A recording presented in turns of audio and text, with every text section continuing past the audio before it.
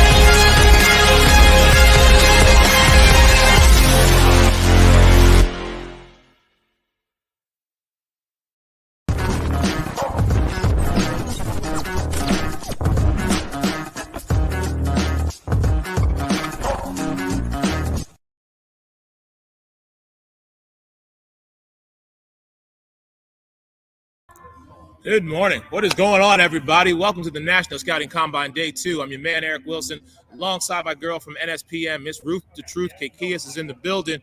Ruth, good morning. Good morning. We are live here in Global Park in Indianapolis, Indiana, and it is going to be an exciting Day 2 of the National Scouting Combine. What are you looking forward to the most today, Eric? Well, I mean, listen, this is, what these young men, these athletes who I had an opportunity to speak with last night, for them, it's their shot, it's their opportunity. And as we're watching the running backs prepare to run the 40-yard dash, we got so much. Let me just give you guys a small glimpse here if I can. This is going to be our shot of the 40 here. and we're going to go ahead and give you guys, as they are preparing to run the 40, we've got the broad jump going on here, so you're going to be able to see that as well. And then as they transition over, we're going to have the broad jump and also, the pro agility. Let me get into Ruth here for a minute. You know, these young men, Ruth, they are having such a great opportunity to not only be seen by scouts and agents from the NFL, but also the CFL, the XFL's in the building, the American Indoor Football Alliance that you know very well. Yes. Also, USA Rugby, the WWE is going to be here. So there are so many options for these young men. And as James Guidry said last night, you know what I mean? It's really about getting that exposure and remembering that you don't just have to pigeonhole yourself into one facet. We understand that the NFL is the ultimate dream, but there's only 1,553 spots. You know what I mean? Wow, I did the numbers. Yeah. You got it exactly to the point. Yeah, I mean, I think it's awesome that these players are having the ability to explore different avenues when it comes to playing at a professional level. So I'm really excited to see what they have in store for us today. The 40-yard dash is going to be starting soon. It looks like they have the running back room getting prepared for that right now. So are there any players that you spoke to last night that are participating in the 40-yard dash today? I mean, all of them are. Yeah. I mean, all the men that I spoke to, the majority of them, I mean, they are getting themselves prepared. And Coach Phil Blackwell is just synonymous with execution, but just with making sure that these young men are in the best position to make sure that not only do they get the time, but they understand that it is truly about being consistent. It's about being focused. It's being about dialed in. Yeah. Granted, at the end of the day, it's what they do out here today and how they are able to follow the instructions, be a part of this conglomerate that is the National Scouting Combine, and most importantly, just showcase who they are. Right. Yeah, I think it's an awesome opportunity for these young players, these young athletes to shoot their shot pretty much. So I know that they're going to be taking full advantage of the opportunity, and I'm excited to see, what their athletic abilities are going to bring to the table today. Yeah. So as we take a look, as they're getting ready to set to run the 40, you folks are getting a live look here at the 40-yard dash as these young men get started to run. The most important thing, and I think this is one thing that they tell all of the athletes, don't run 40, run through the 40, because that could be the difference in your time being a millisecond off. And so it's very crucial that they know when they start that they are just, as someone who has ran the 40 twice now, and I'm probably going to run it again. What's your time, Eric? Last time I think it was 5.556. That's not bad. That's Yeah, not bad. for an out of shape 45-year-old guy, I'll take the 5.6. But all right, so we are actually getting started here, and one of the young men is getting ready to perform. I'm going to see if I can get you who he is so we can talk about it really fast. Okay. Was it number 45? No. He is number 506. Number 506. That was Charles Blackmon Jr., running back. If I can get the unofficial times, folks, we will definitely keep you informed of that and let you know. But again, that was Charles Blackmon Jr. Let's see if I can get the unofficial time for you folks.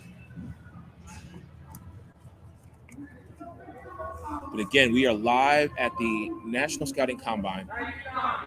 99 is the next man up. We are going to get you his name here in just a moment. That is Manello Caldwell. Manello Caldwell from Thomas More University. He played in 8 games for Thomas More, the Saints, in 2019. He had 110 rushes for 534 total yards and 6 touchdowns. His career high is 28 rushes for 155 yards and 1 TD. So it's pretty exciting. Pretty good stats. His career stats, he had 140 rushes for 660 total yards and 10 touchdowns, and has had 1,200 yards. Wow, that's impressive. Yeah. Very impressive. All right, so next man up. I'm pretty sure this is going to be Bradley Foley, running back.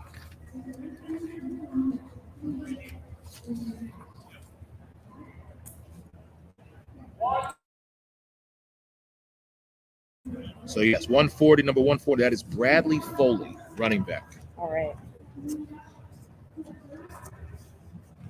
Bradley Foley from Belhaven University, Division II, all-time leading rusher at Belhaven. He was also the team captain, all-time rushing TD leader, two-time first team all-conference. Pretty great stats up here as well. Awesome. Only player in school history with 3,000 rush yards.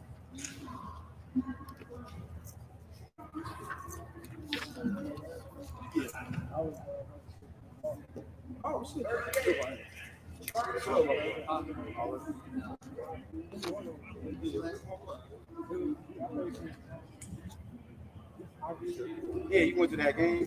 I'm supposed to go to that game.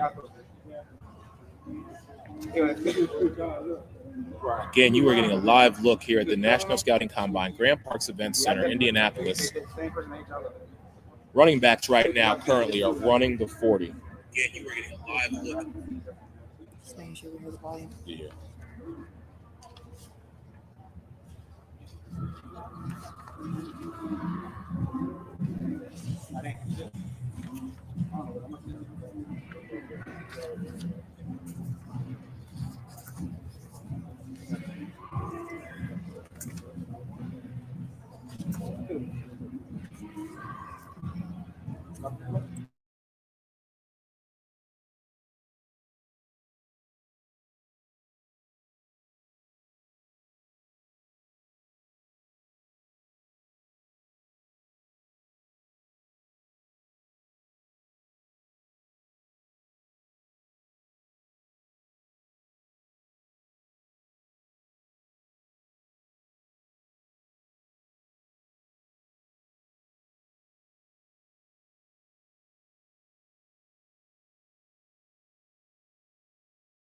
One is up. Larry Rivers from Lakeland University, also a Division I, and he is running right through.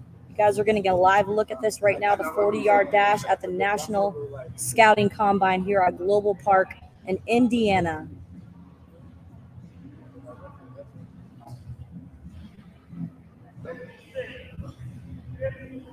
'56 is the next player that's going to be up.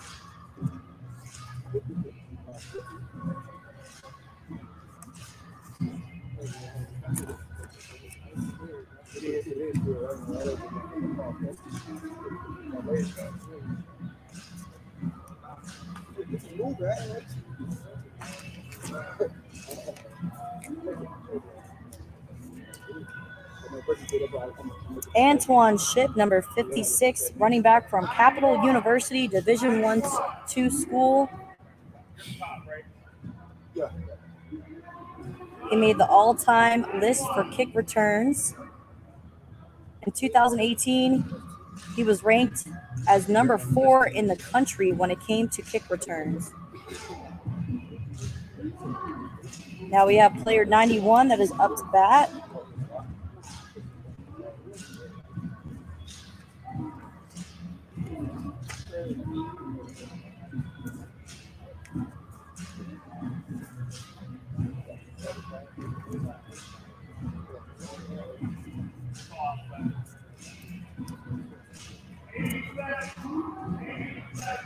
'87 is next. Deontay Sip.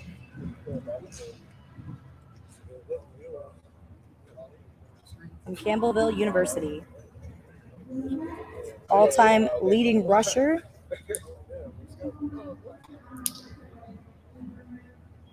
Deontay Sip is running now.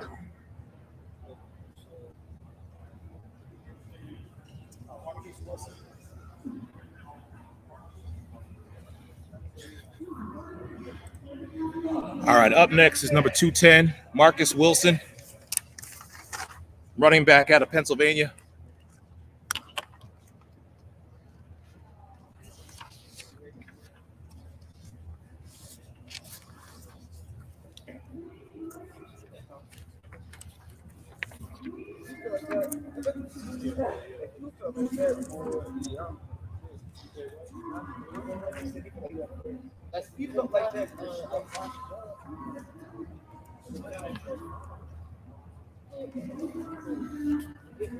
All right, and as we close out our running backs, number 105.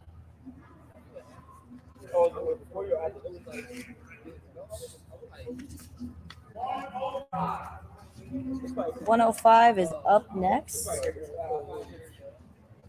That's going to be Alan Worsham. Alan Worsham.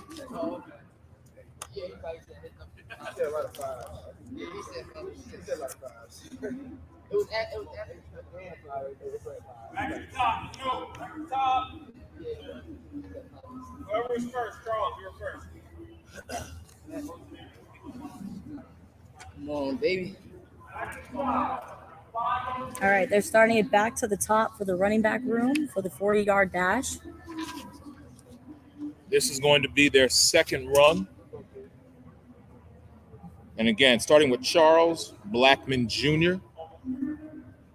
Charles Blackman Jr. from Faulkner University, 2019 offensive MVP, 4th all-time rushing yards at Faulkner University.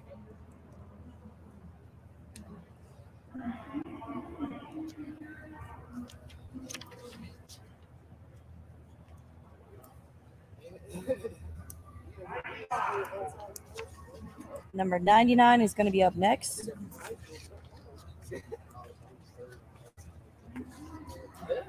Manello Caldwell from Thomas More University. Some of the scouting notes they have on him, Ruth, here, they say he might be below average height, but above average weight for his height. Lean build for a running back with a thin lower body. Maintains good balance and body control after contact. Okay. Has good vision and quick cut ability.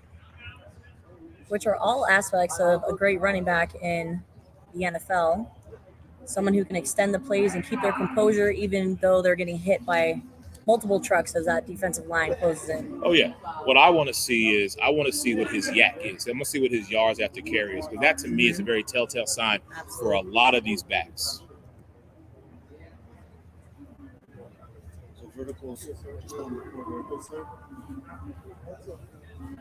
And as we move forward, the offensive and defensive linemen are coming in. They are actually heading over to the vertical.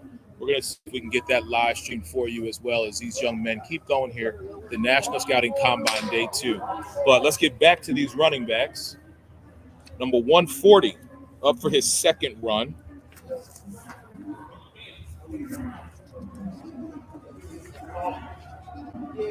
Bradley Foley from Bellhaven University, Division II school. Some scouting notes on him. Division 3, actually. Division 3. Oh. Yes, ma'am. Below average height, but good weight for height, good thickness and lower body. As a rusher, has a good vision and runs very hard. He's an all-time leading rusher at Bellhaven. Team captain, of course. 2-time first-team all-conference. Second-team all-conference 1 time. First-team all-region. 11 100-yard rushing games. Wow. Only Impressive. player in school history with 3,000 rushing yards and 1,000 receiving yards. Again, that was Bradley Foley, running back, Bellhaven University.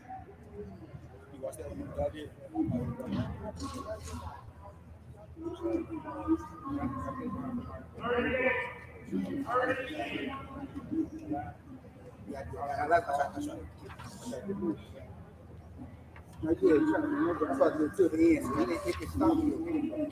I try to lean forward on the track shit. Try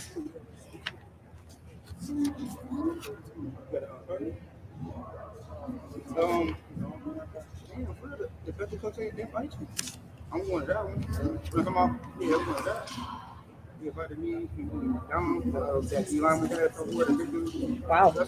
He is moving. He is definitely moving. Impressive run. Very impressive run for number 38. I'm trying to get you folks a name here so we can tell you exactly just who that was.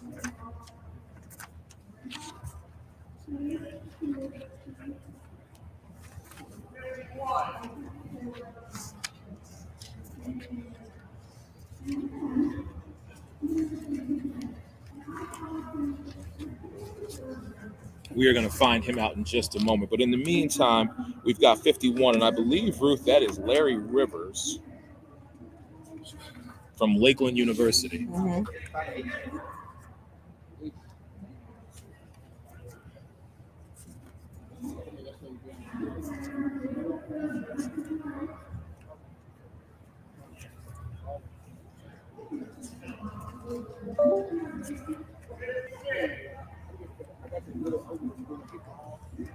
Number 56 is going to be up next. Antoine Sip from Capital University. Ready right now? He's got your testing for running. They're on their second round right now. I think they're going to do it 3 times. Number 38. 38. This is what I need to hear. See? Thank you, sweetie. What's your name? Ruth. CJ. CJ.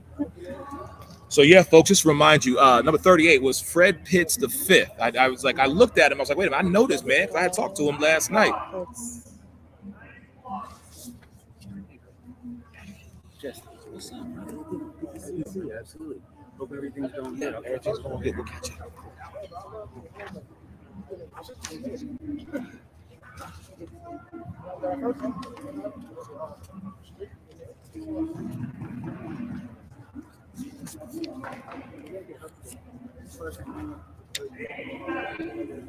Number 87 is going to be up next.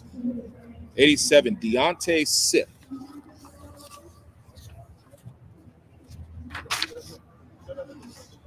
Deontay Sip out of Campbellville University. It's an NIAI division school. This young man was an all-time leading rusher in KCU history. First player to rush for 1,000 yards in a season. He was a 2019, 2020, and 2020-2021 team captain. All NCAA first-team running back in 2021.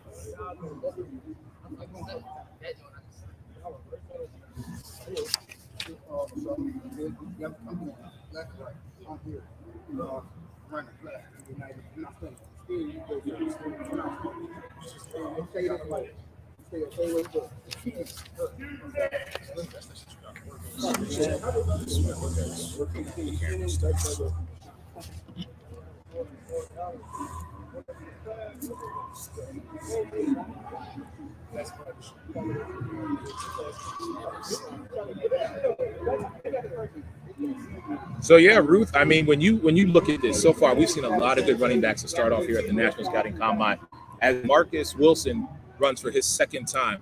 Funny story about Marcus Wilson. Come to find out, this young man. You guys are related? I believe so. Really? Seriously.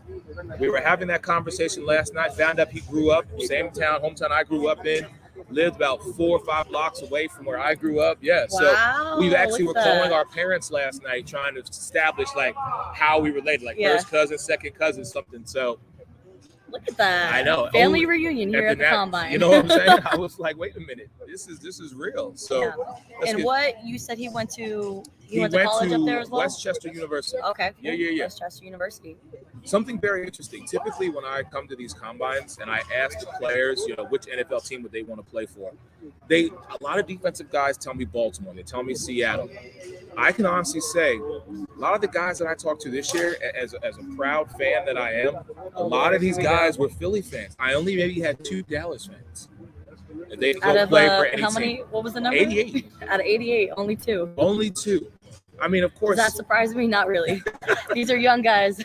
I'm not seeing the Cowboys in that Super Bowl. Right, but I'm looking and I'm saying to myself, what I find very interesting is, why would you not want to go play for him? I mean, listen, we know Jerry cut them checks. Yeah. So, but I was very surprised by that. All right. So they're wrapping up the running backs for their 40-yard dash. We saw some great runners. And Number we're going to get some Fred Pitts the fifth. Was the one that stood out to me the most. Yeah. So what we're going to do is we're going to try and get some unofficial times for you guys. As the running backs move on, they're moving on to the pro agility and the 3-cone. We're going to make sure we get you shots of that as the next group lines up and gets themselves ready. Ruth and I are going to take a very short break. We're going to be back in a bit, but we are live. National Scouting Combine, Grant Parks Event Center here in Indianapolis, Indiana for day 2 of this event. So we'll be back in a moment.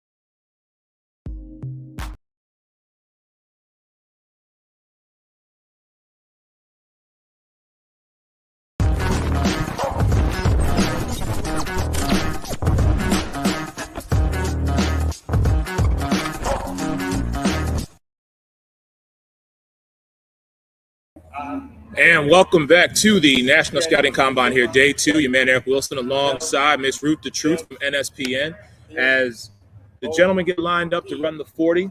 And we also got gentlemen going, actually is going to be the Pro Agility here.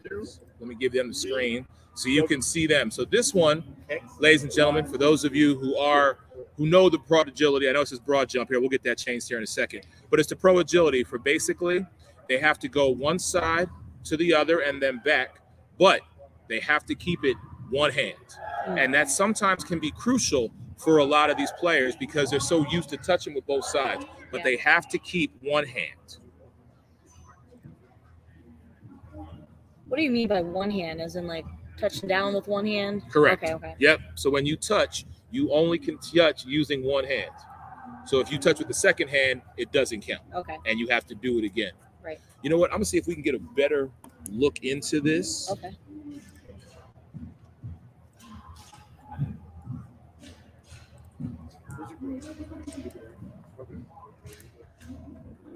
I also believe we have the linebackers that are doing the 40-yard dash.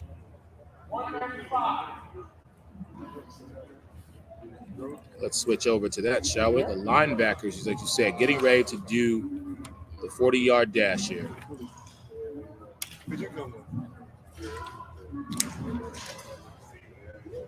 No shit. That's excitement. What's that do?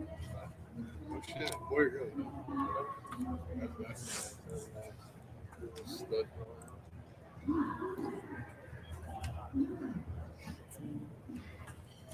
Again, you folks are getting a live look here at the National Scouting Combine. The linebackers are up for their 40-yard dash.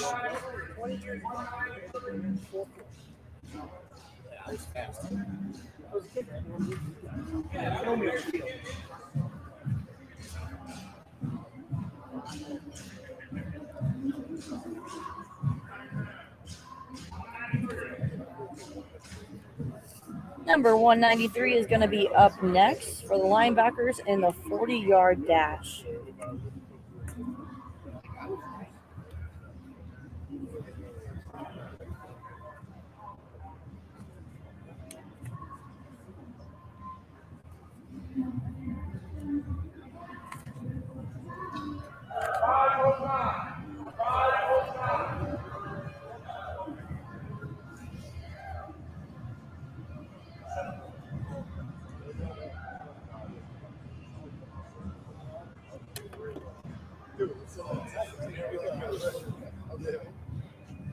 We're going to check out the pro ability.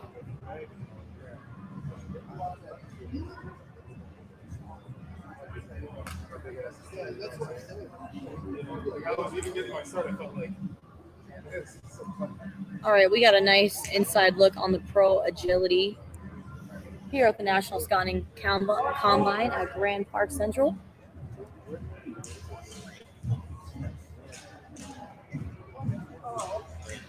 We appreciate all that's watching live. If you guys could go ahead and hit that share button, let everybody be tuned in.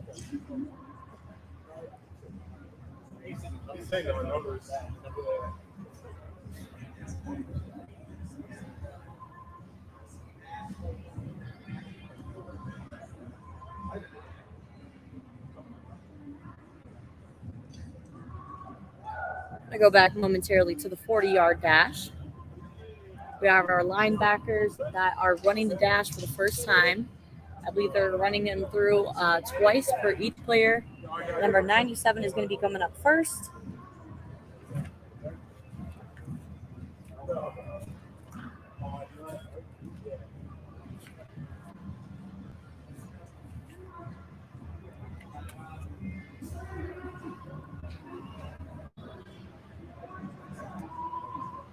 Mr. I am going to butcher his name, so I apologize in advance. Trinovic Makulu, defensive lineman from Fairmont State University, Division II school. Some of the scouting notes for him is below average height, below to average weight for the position, good build with a decent amount of thickness, good leverage and aggressive hand usage to shed blocks in the run game. Those speedy pass rushers are very, very crucial when it comes to playing at the professional level. We're going to switch back over to the pro agility.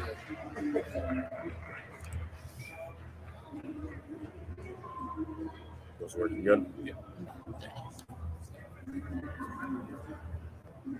So yeah, again, you're getting a live look. This is the pro agility, like Ruth and I were talking about earlier.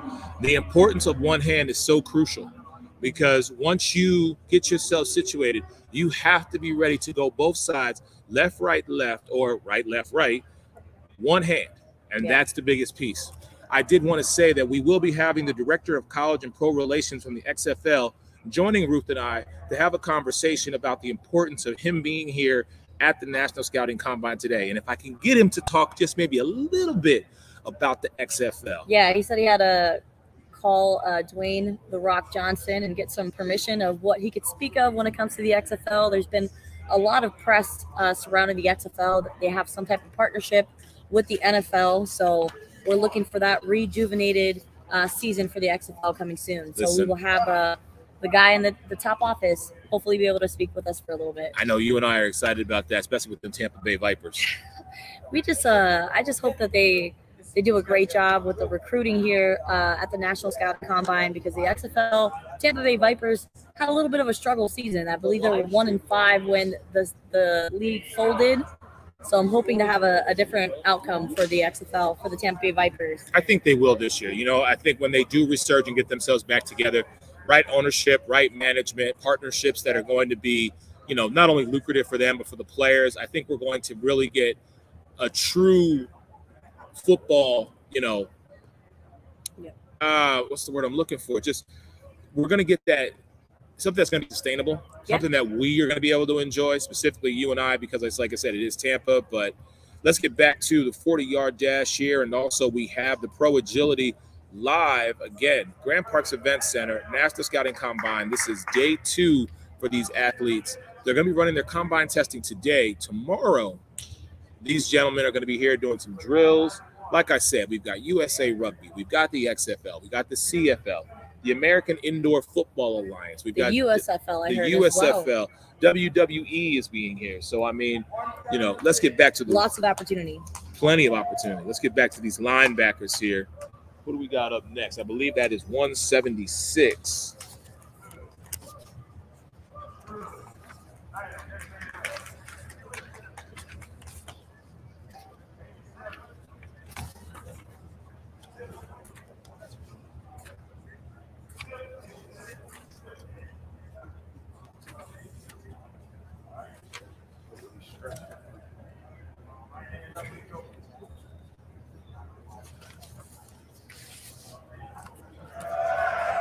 All right, we are going to get his name in just a moment. Had a very decent run of time.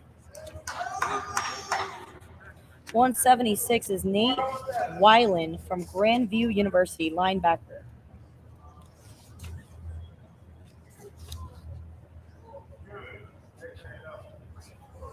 He transferred to Grandview from the University of Iowa, where he got a scholarship straight out of high school.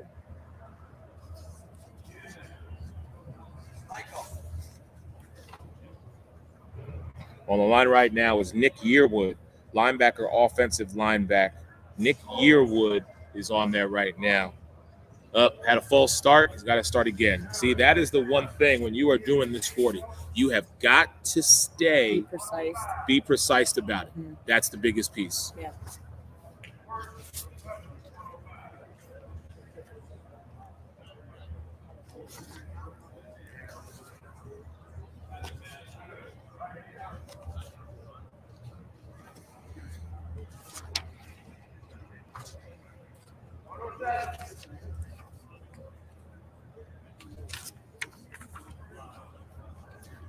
$107, Nick Yearwood, linebacker from Newberry College, Division II.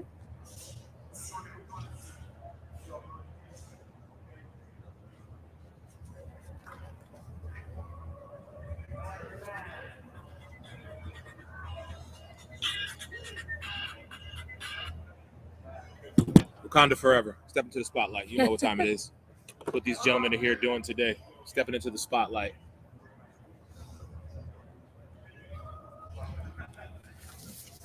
Next up is number 102, Mackenzie Balaganaya. I apologize if I butcher that last name. I am sorry. That sounds pretty good, though. I tried.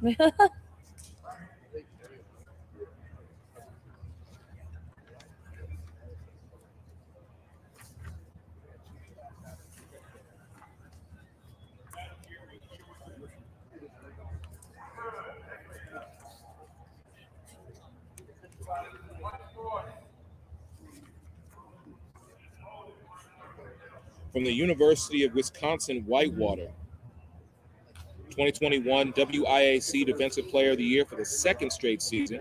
Defensive lineman totaled 36 tackles, including 9 for losses and 6.5 for sacks, and made the Warhawks win the WIAC championship and reached the national semifinals for the third straight season.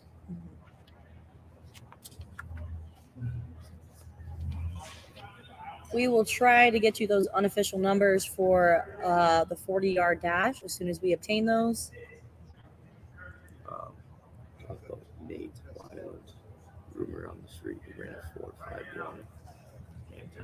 So we've just been given some information. Nate Weiland, Grand Valley Union. Well, I believe his unofficial is a 4.51. But we were just given that information, so I want to make sure that I share it with you. Again,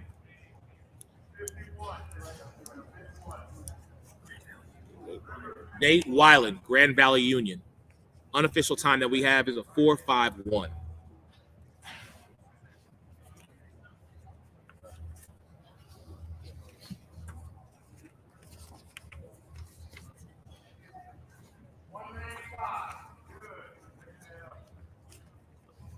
Nate Weiland, number 176, 4.51.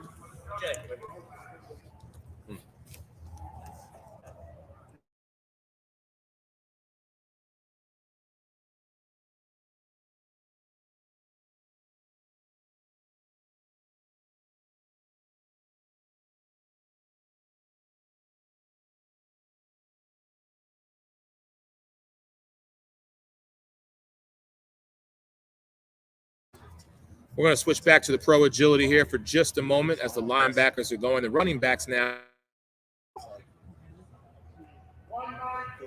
And again, the significance of this is very important. Like we said, it is the one hand where you have to make sure you touch both sides with the one hand, and that is it.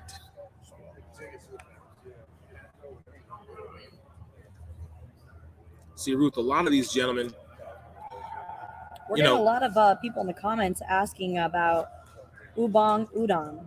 Number 191. He has the one sleeve right in front of us. He's in the linebacker room right now from Eastern Kentucky. A lot of people in the comments asking about him. All right, we are actually going to get him when he runs his 40 live for all those that you are asking for him.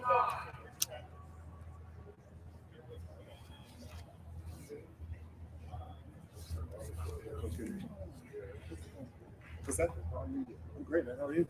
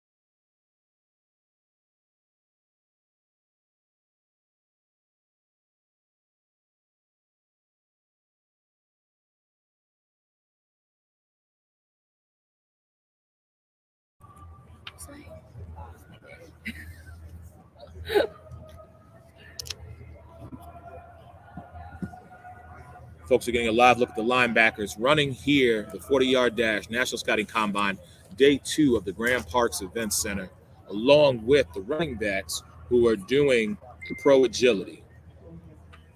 They will be transitioning over to the 3-cone drill, and we'll make sure we get that for you as soon as the pro agility concludes. But let's get back to the 40-yard dash.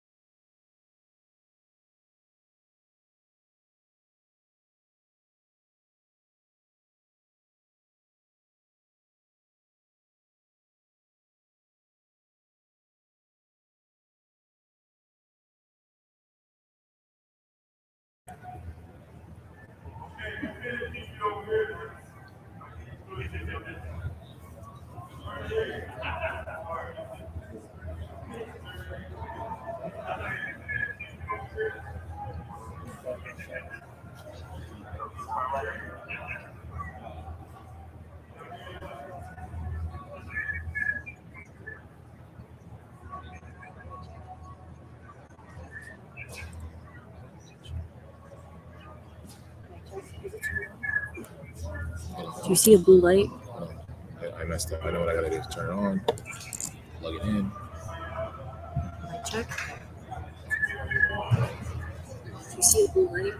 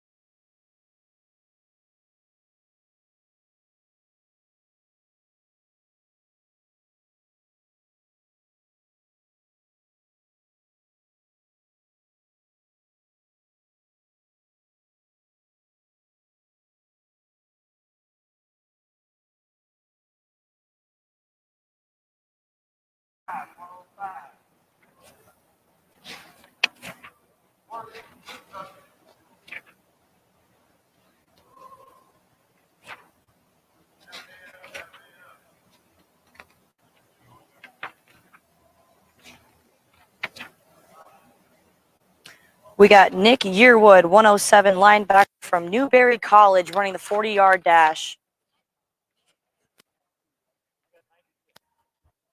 496? Yep. All right, we got Nick Yearwood, 107 linebacker, offensive linebacker from Newberry College, run a 496. And Ruth is doing a great job, Eric. She's doing a great job. Appreciate it. Good job. Got a 496. Last Mhm. overall. I only got your last one. Oh, okay. Yeah.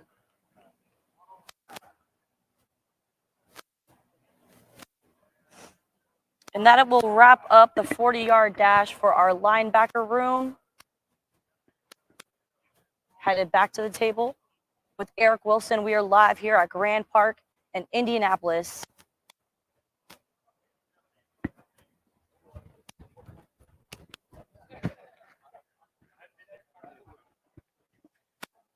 All right, so what are your aspirations right now, being here at the combine? Really just come out here, try to catch scouts on. Right. Really just get out here and work. Yeah. Did you get the numbers for your 40-yard dash? Yeah, I did get the number. Okay, awesome. Because we have a lot of people that are live on the YouTube right now asking about your numbers specifically. So you have a lot of fans. If you want to take a second and just sit down with us. We have a lot of people that are live on the YouTube right now asking about your numbers specifically. So you have a lot of fans. And how do you pronounce your name? I want to make sure I say it correctly. Ubong? Ubong Udam is here live at the table. We are at Grand Park at the National Scouting Combine. And you, do you want to tell us what your numbers were? So I clocked my best one out of the two was a 4.84 on the 40. It's not the best that I wanted, but it'll do for now. We still Right. got Now, some how more to when it do. comes to the preparation to come to these combines, tell us how you get your physicality up there and your athleticism ready for these scouts to be on display. Really just staying consistent with my work. I was on the same workout routine for about 6 to 8 weeks coming into this, and just waking up and sticking to that routine and make sure I'm staying on top of it, Right. getting my 1% better every day. Really helped me be prepared for this kind of moment. Now, when it comes to the physical portion, obviously with your athleticism, that's going to trump, but the mental side of things, because this could be a lot for a young athlete coming into these combines. How do you just stay confident and encouraged when you're in a room full of athletes that are all trying to have the same goal? Really just trying to stay calm and just sticking and trusting my training. Yeah. I try to keep that same peace that I keep whenever I'm training with no one watching. Right. That I do when I'm on the big stage. Just kind of stay easy at mind, stay smooth and fluent with all my stuff, and really just trusting what I got going on and trusting the work that I put in, to where when I get in that moment, I can just be calm and I can perform like I need to. Awesome. Well, I appreciate the time that you took to speak with me, and good luck with the rest of the combine. Thank you. Appreciate it. All right, ladies and gentlemen, that was live with Ubong Odom from Eastern Kentucky, I believe. Everybody in the comments were asking about his times, and I think he said he ran a 4.96. And the one thing that, I like to tell these running backs and all the athletes here today, he's a linebacker, don't be so consumed by what you ran. The biggest portion of it is the fact that you're here, you have that opportunity, and you get to showcase your talents in front of not just one entity, but several of them. So it may not have been what you wanted, but you know what? This will stack rank you and let you know where you fit amongst those who are on that next level already. So that's one of the important things I always like to make sure that we let these athletes know. I know we're on pro agility right now, so we're going to switch back to that for just a moment as the next group of 40 gentlemen do line up. I'm going to see if I can get us a better shot. Let my girl Ruth handle business here for a minute. All right. The National Scouting Combine YouTube page. Also on the website, but it's easier just to go on YouTube. Just put National Scouting Combine. We have about 108 people watching live right now. Ruth. Caquillas. Caquillas. Yes. From Tampa, Florida. Yes. National Scouting Combine, yeah.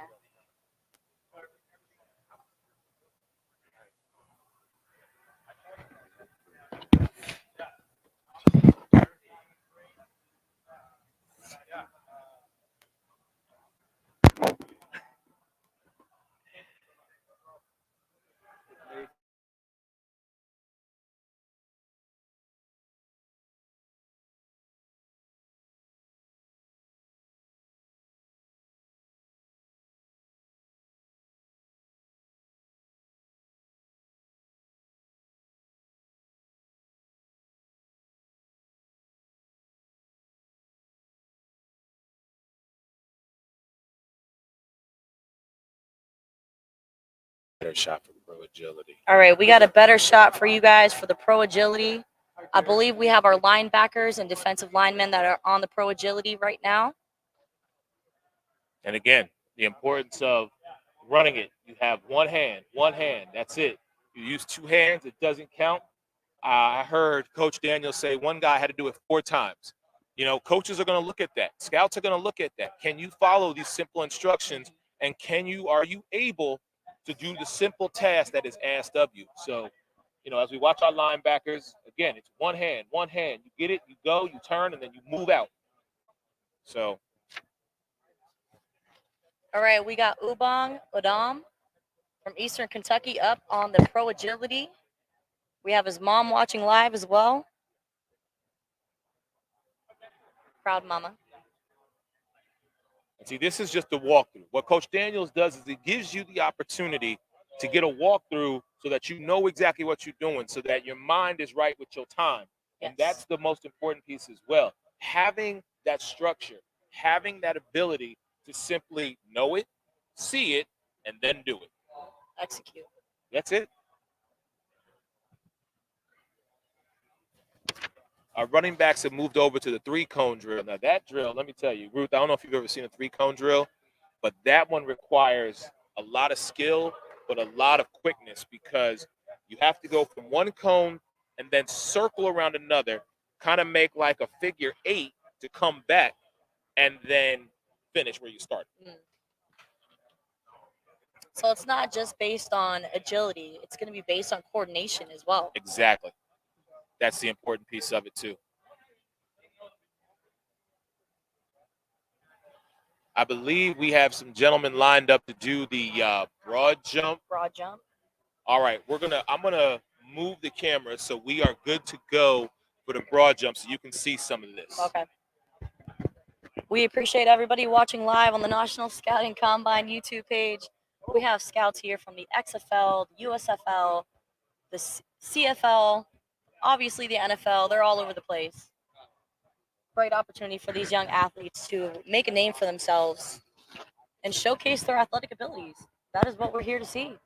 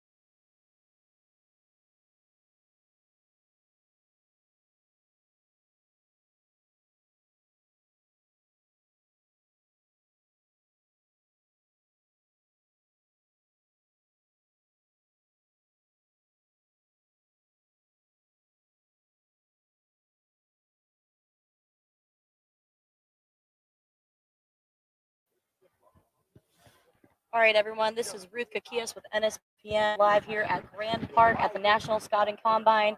We are getting set up for the broad jump that we have I believe our defensive players.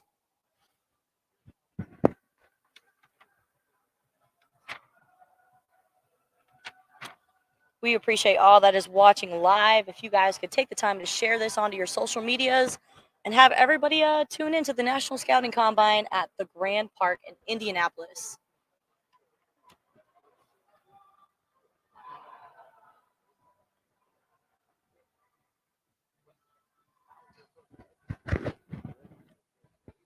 Hope you guys are enjoying the broadcast.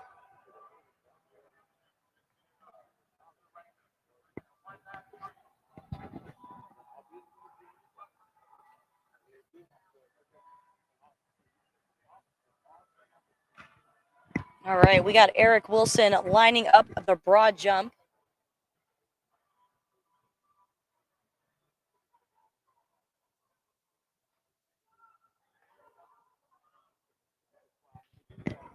Number 189 has gone first, Mr. Robert Andrews, defensive lineman from Lewisburg College.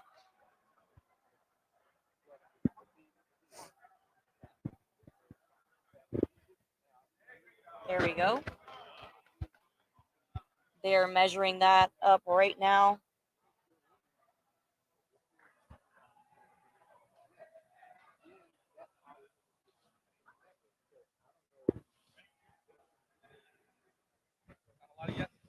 All right, I believe we got 271 up next.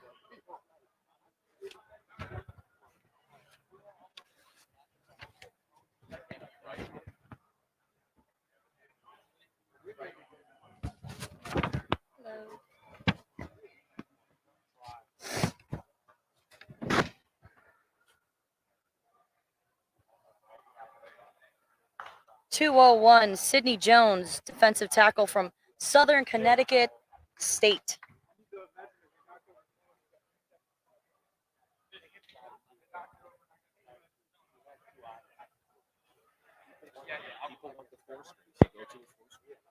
Oh, which one was that one again?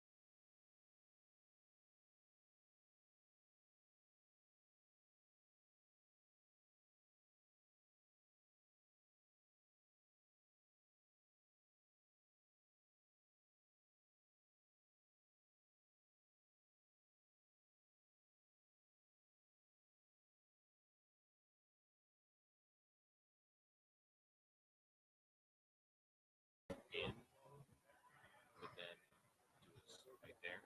Now they can hear you because you're in. You're in. Okay. So unless you don't mind being on camera. I don't mind being on camera. Oh, okay.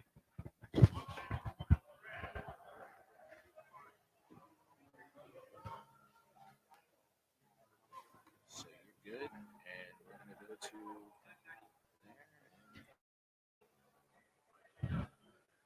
All right, everyone, it's Ruth Kakias live here at the Grand Park for the National Scouting Combine.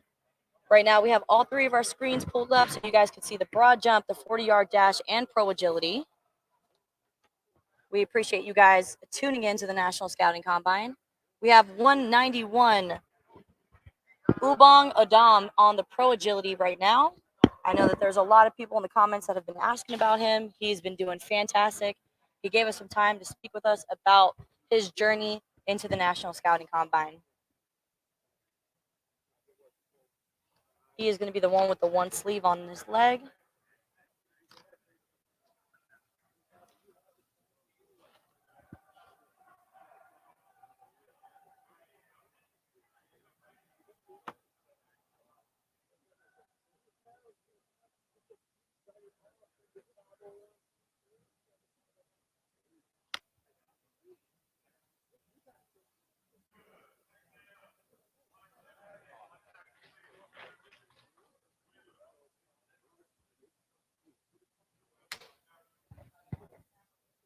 Hope everyone is having a fantastic day. We're live here at Grand Park for the National Scouting Combine.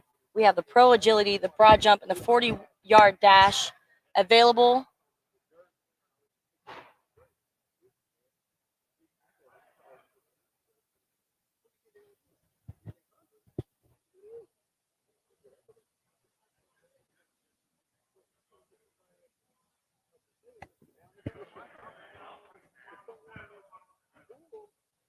.176.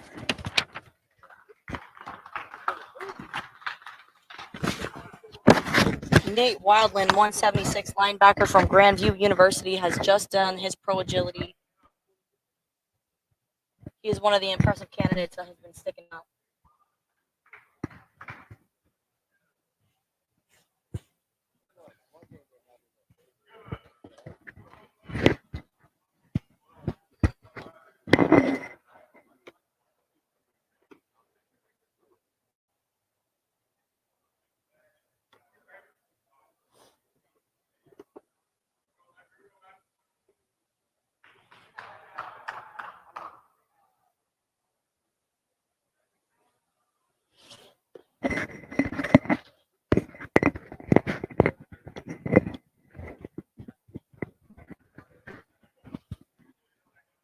right, I will get you that information momentarily to know when the wide receivers are going to be starting their 40-yard dash. Just give me a moment to find out that information. Appreciate you guys sticking in and hanging out.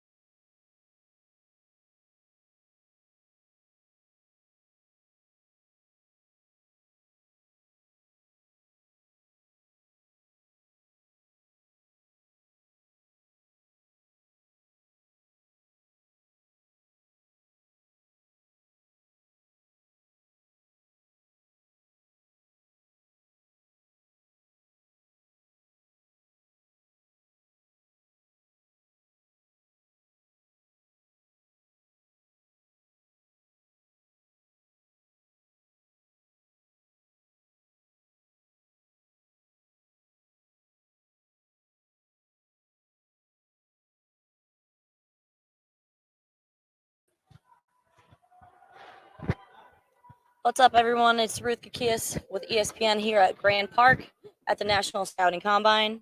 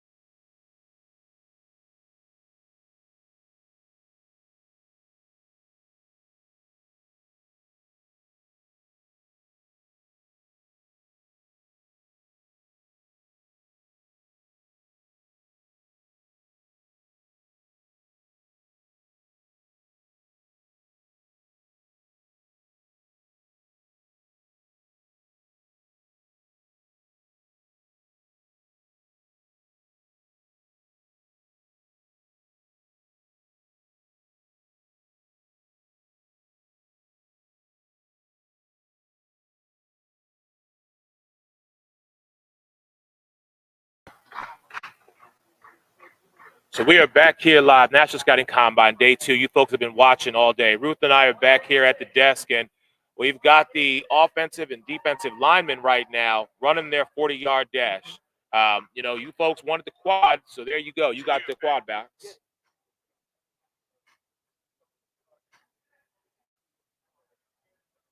And we are here.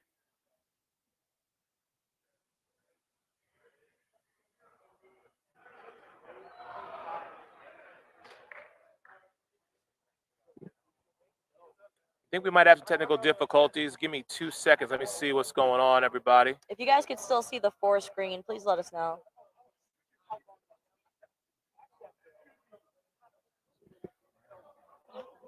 Try to refresh it.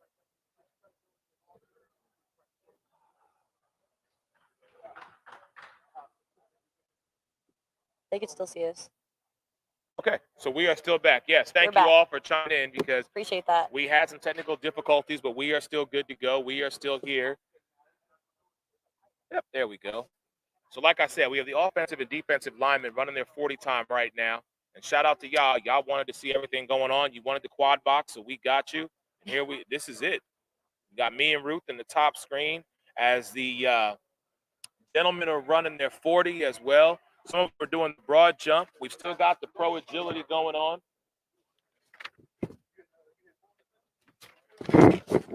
We just had Cameron Johnson, number 186, offensive lineman. Good height and size for an offensive lineman.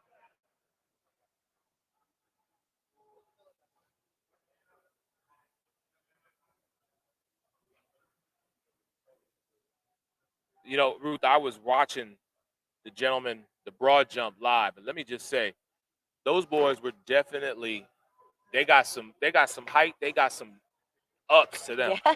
I mean, I was very surprised. I saw offensive, defensive linemen going 8-9 feet. I'm telling you right now, to the wide receivers that are coming here later today, y'all better jump out the building. Mm-hmm.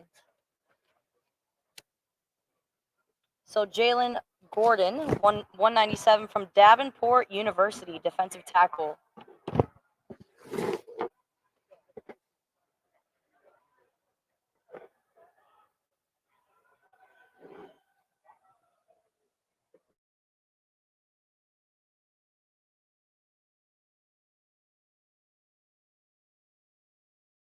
For the 40, stay here and man the desk here for a minute.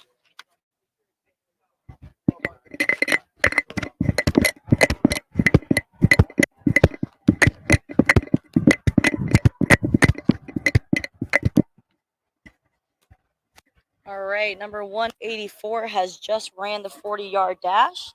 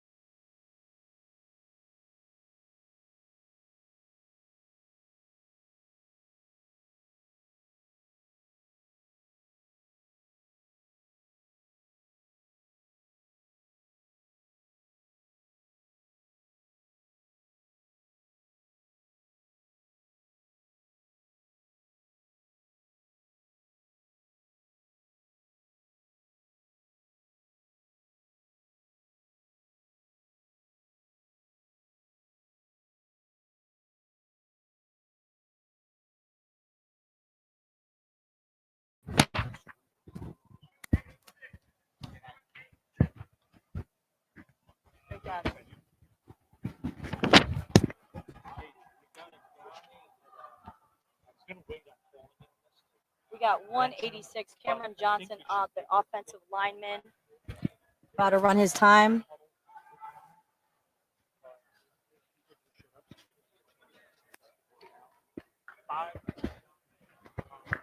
5.90 from Cameron Johnson, offensive lineman. Good height and size for an offensive lineman.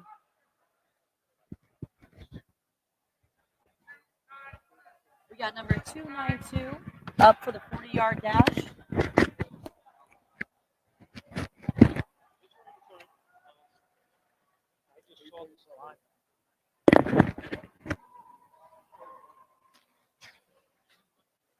.292 is up. 517 for number 292. He is a strapped, muscular kid. And I've only seen a highlight video, 1 minute highlight reel that was really good. But that's all I saw. We got number 280 coming up next.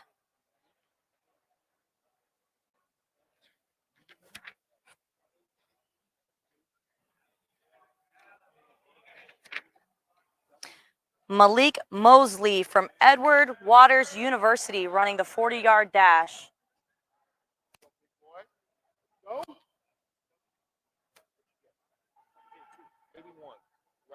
We got 581 for Malik Mosley, the offensive lineman from Edward Waters University.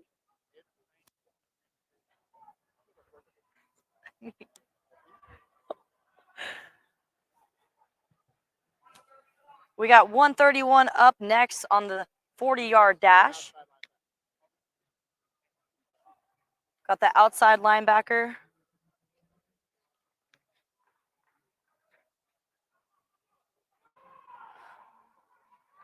Jalen Thomas. Got a little bit of a head start, so he's going back to reset. Number 181. Sorry, 131. Jalen Thomas, defensive end. Outside linebacker.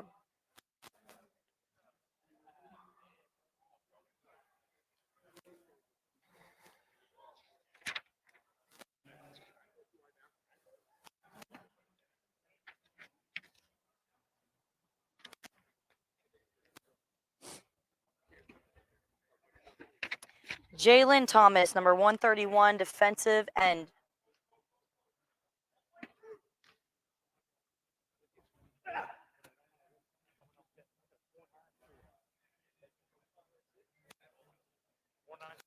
We got a 494 for Jalen Thomas. Oh, yeah, it is. She's the brains behind there. We know the truth.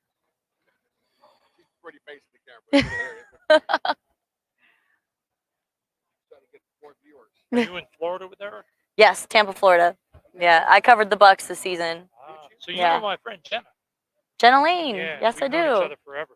Yes, I'm really good friends with Jenna. Todd Bowles is my best friend. Talk every day. Coming today. 575. 575 for 177. He ran a 575.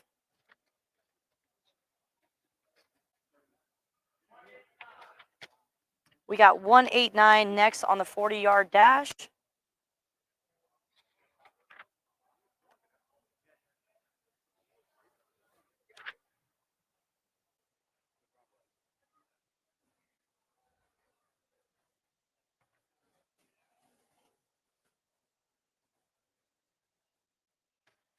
$189 is up next. He's got a little bit of a head start, so he's going to reset at the line.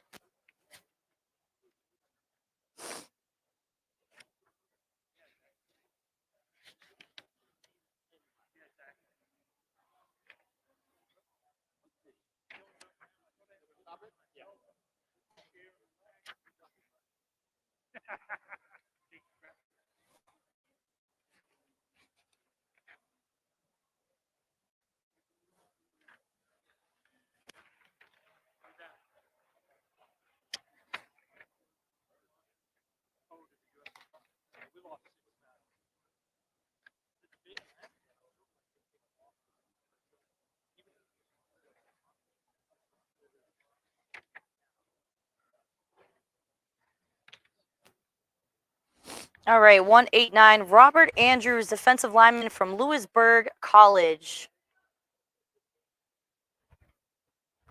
189, Robert Andrews from Lewisburg College. It's up on the 40-yard dash here at Grand Park for the National Scouting Combine. We will be getting the numbers shortly. Good.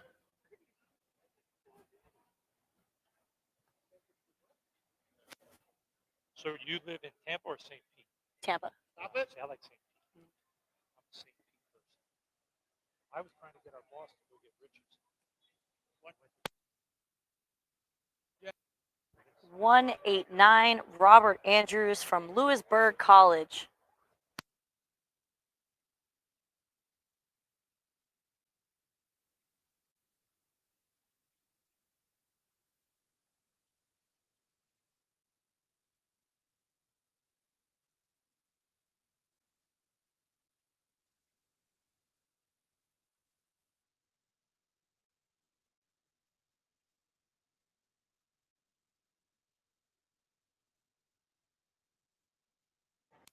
We apologize. My phone has died for the 40-yard dash, so the screen is unavailable as of right now, but I will be giving you guys some audio as we restore that camera.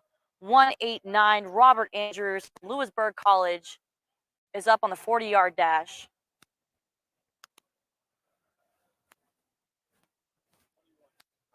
This guy. 5:21 for Robert Andrews.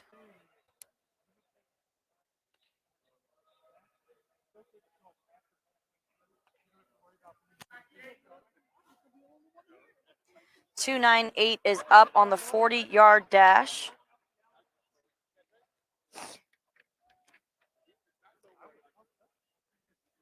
Joseph Taylor, offensive lineman from Mississippi Valley.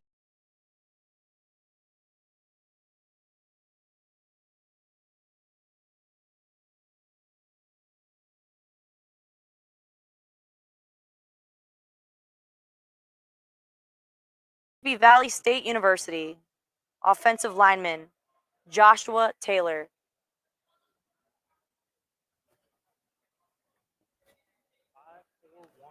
A 5.41 on the 40-yard dash for Joshua Taylor.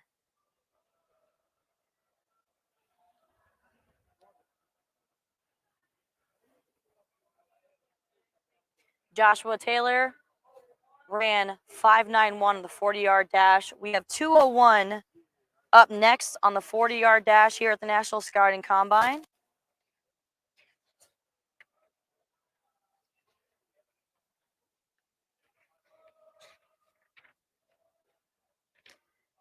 Sidney Jones, 2:01, defensive tackle from Southern Connecticut State.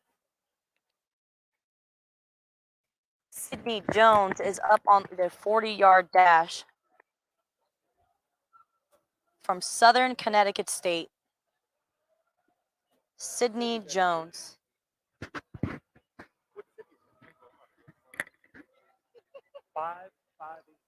5.58 for Sidney Jones. 5.58 from Southern Connecticut State.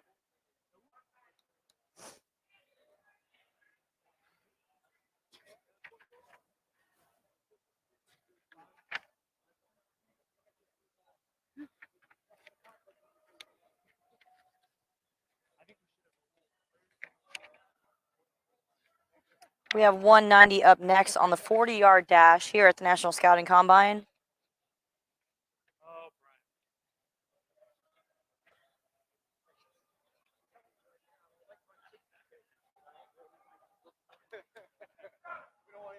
Devin Lewis, number 190 defensive lineman from West Liberty University. We got a 5.52 for Devin Lewis from West Liberty University.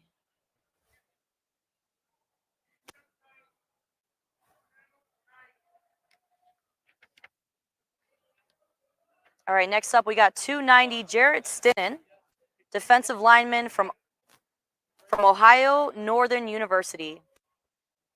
Division III school. Jarrett Sitten.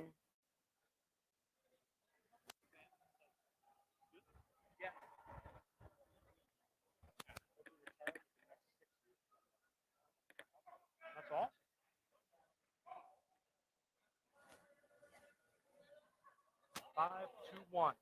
A 5.21 for Jarrett Sitten. 5.21 for 290 defensive lineman from Ohio Northern University.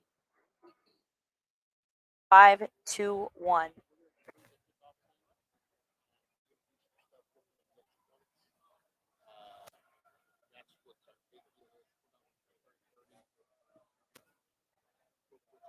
We appreciate everybody watching live here at the Grand Park at the National Scouting Combine.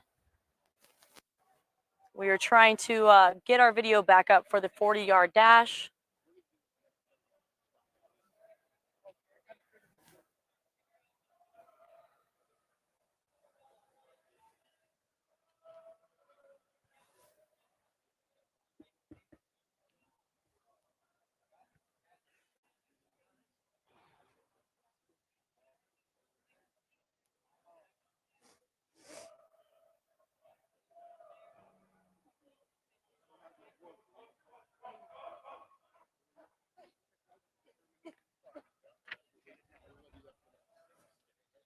.566 for 296. A 5.66 for 296.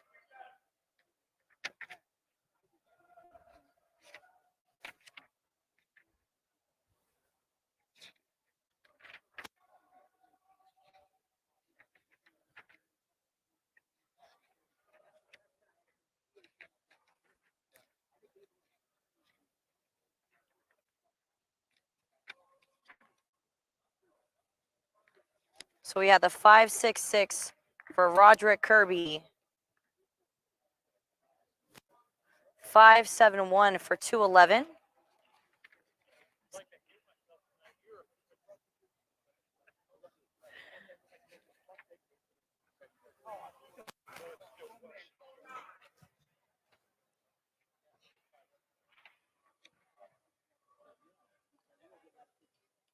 We got 309 up next for the 40-yard dash.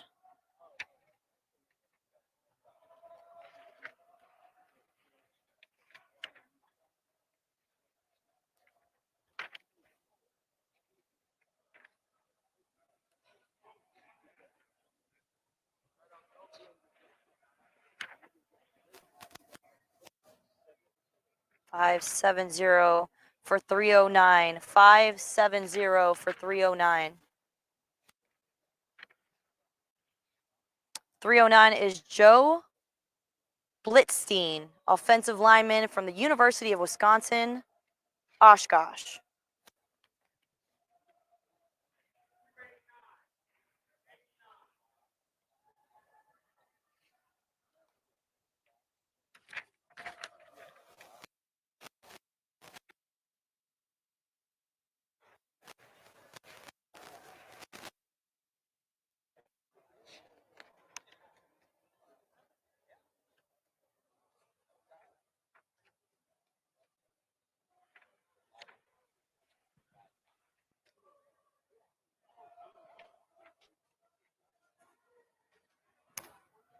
.289 Chimichi Opronzio, defensive lineman from Santa Monica College.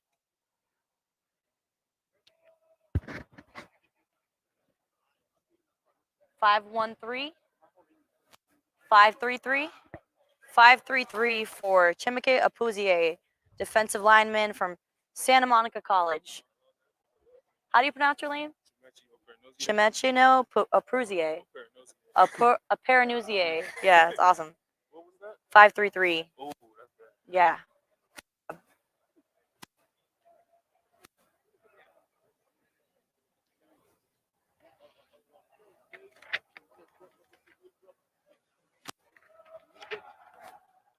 Boy, running now. What did he run? For a big boy.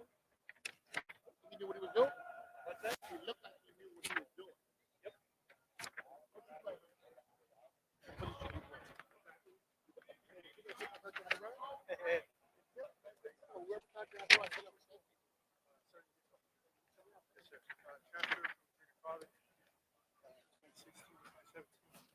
Riverside. Craig, honestly. Oh, SU.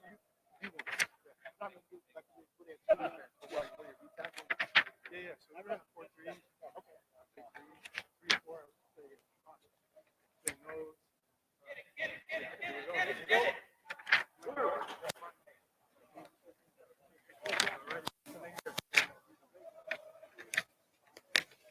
Mikel White, 305, ran a 5:01. defensive tackle from Southern Utah.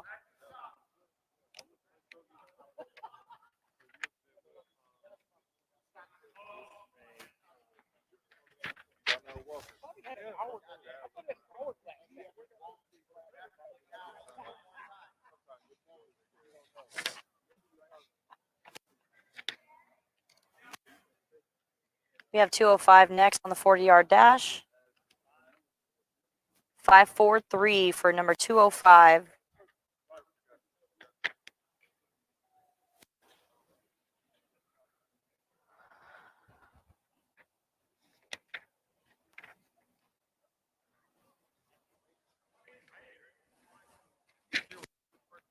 .186 Cameron Johnson, offensive lineman, is back on the 40-yard dash.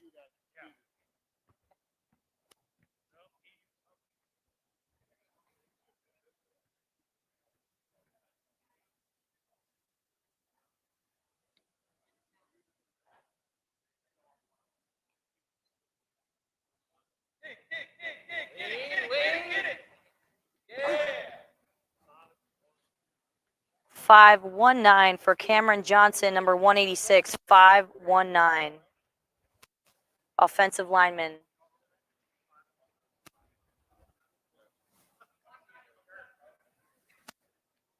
That's something we don't want. That's all you need is pom-pom.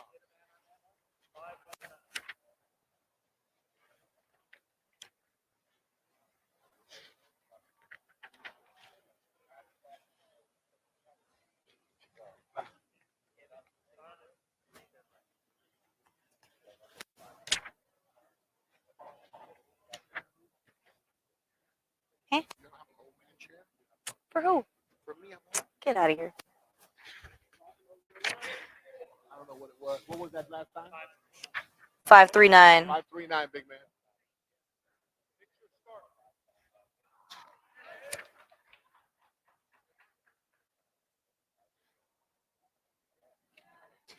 We got Mikael Harvey, 184, offensive lineman from Albany State University on the 40-yard dash.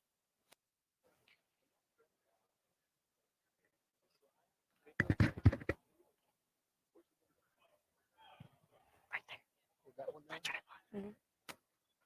Number 184, Mikael Harvey. A 5.21 for Mikael Harvey.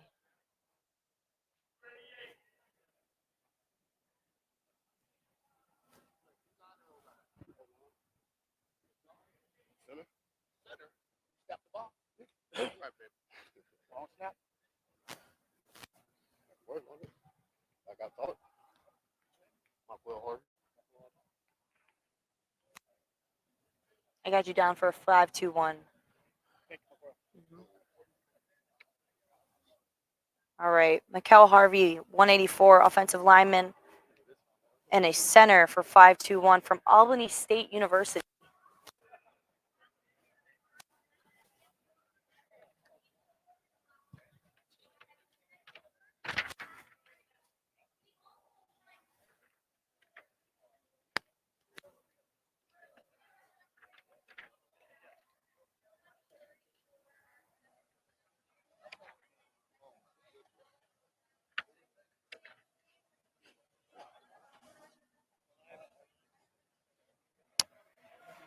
.596 for number 186.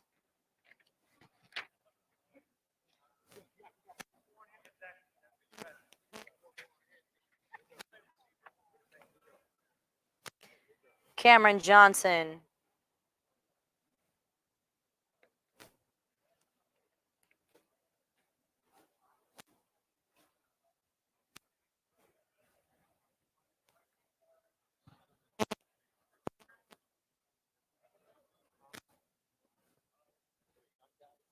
Did you get on that?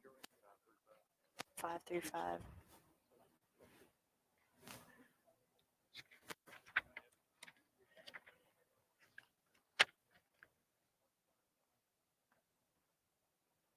They got you for a 5.35. I'm the fastest one.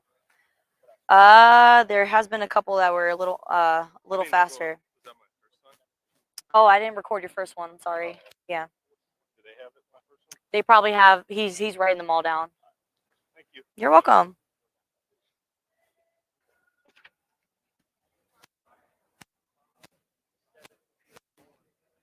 We got a 576 for number 280.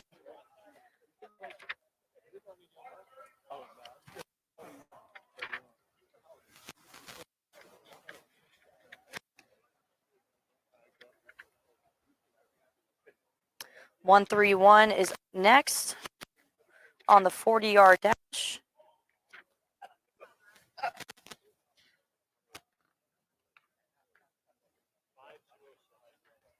$507 for 181. Sorry, that was 131.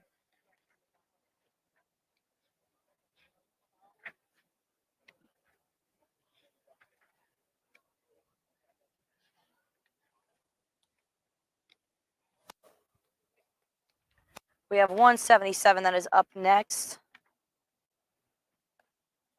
on the 40-yard dash.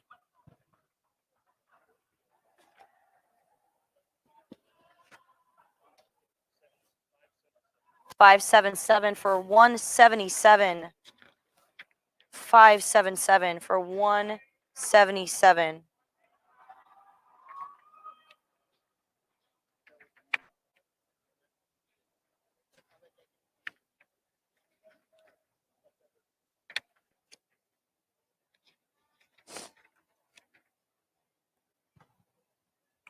Is it Shamir?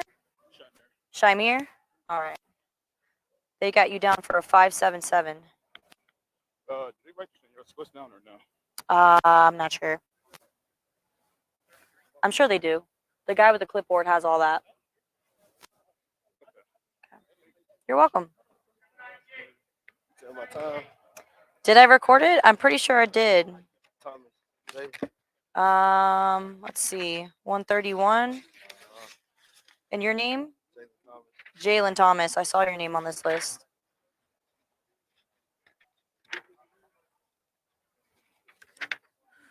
Somewhere on here. What college did you go to? No. Okay.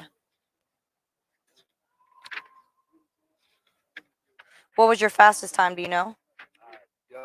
You don't? Okay. The gentleman, the navy blue shirt has him written down on his clipboard.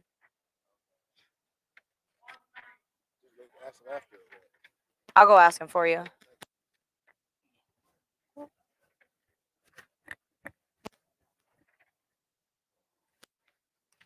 For gentleman 131, what was his last time? 507. But his quickest was 494. So you just ran a 507. Your quickest one was a 494. Yeah, you're welcome. Yeah. 189. Give me a second. Which one? I don't know if I wrote it down. Give me 1 second. You need to get one of those that are put them in numerical order.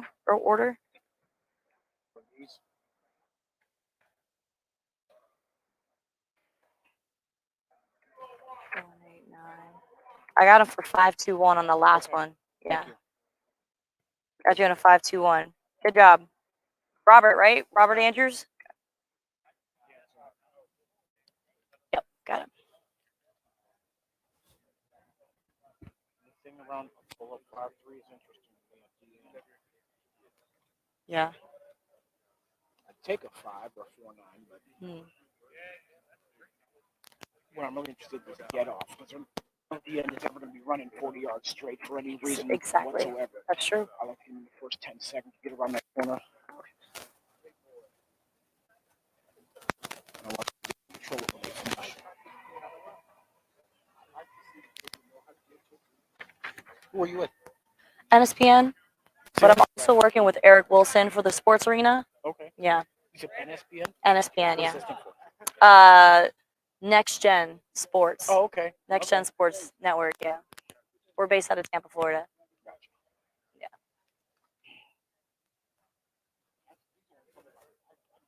What if Brian Hendricks won a blue bomb? I'm sorry, Grey Cup 2-time.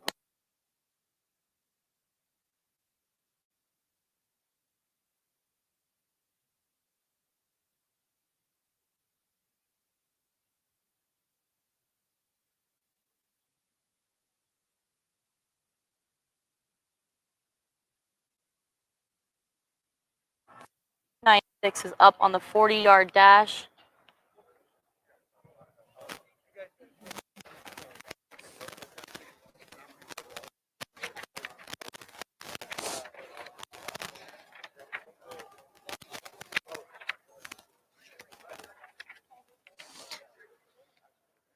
Roderick Kirby, 296, defensive tackle from Southeastern Oklahoma State, is up on the 40-yard dash. Oklahoma State. His last was a 5.66. We did some real good reporting here today, ladies and gentlemen. What's your new time? 5.97. 5.7. 5.57. So he's getting faster. I'm trying.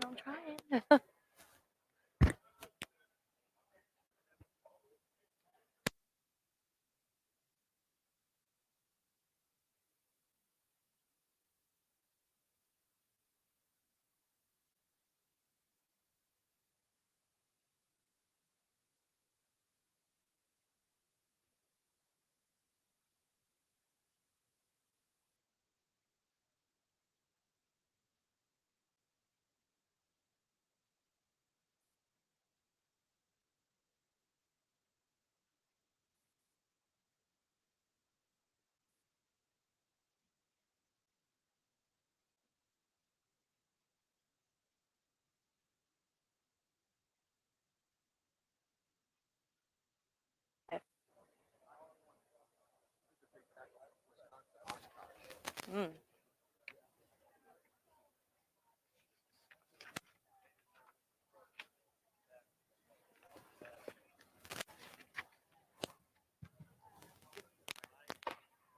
$5.84.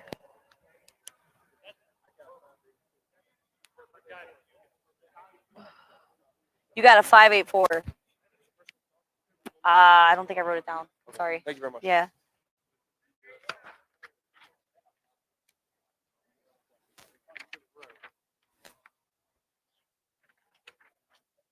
Well, big boy, he did 30. And the only reason he stopped.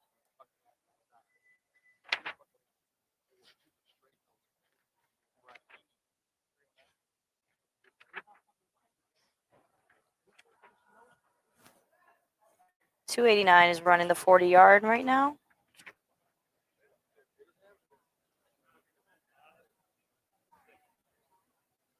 Number 289 just ran a 5.26.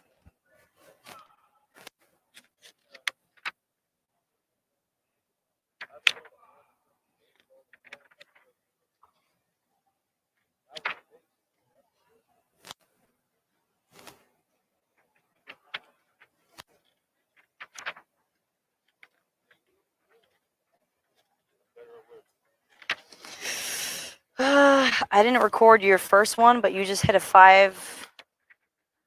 No, not that. 289. I just wrote it down. I'm sorry.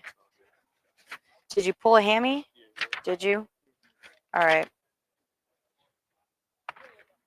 Oh, okay. So your first one was a 5.33.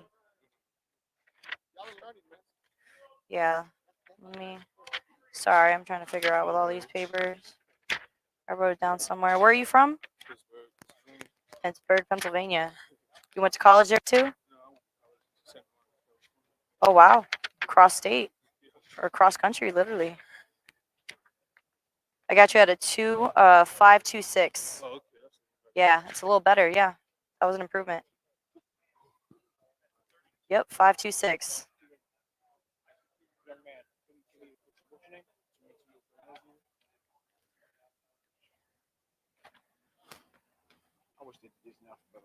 I know, that's kind of frustrating.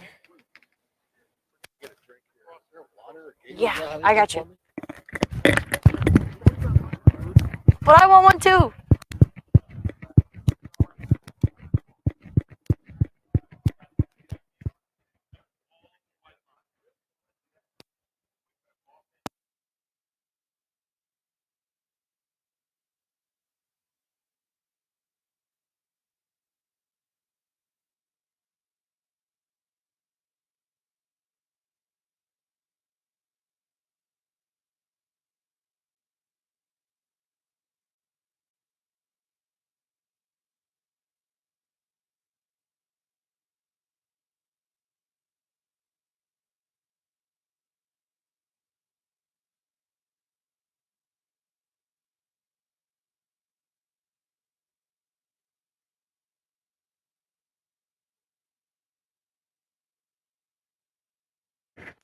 All right, ladies and gentlemen, we are getting ready to start with the wide receivers for the 40-yard dash. Wide receivers for the 40-yard dash. Y'all been asking about them, so here they come.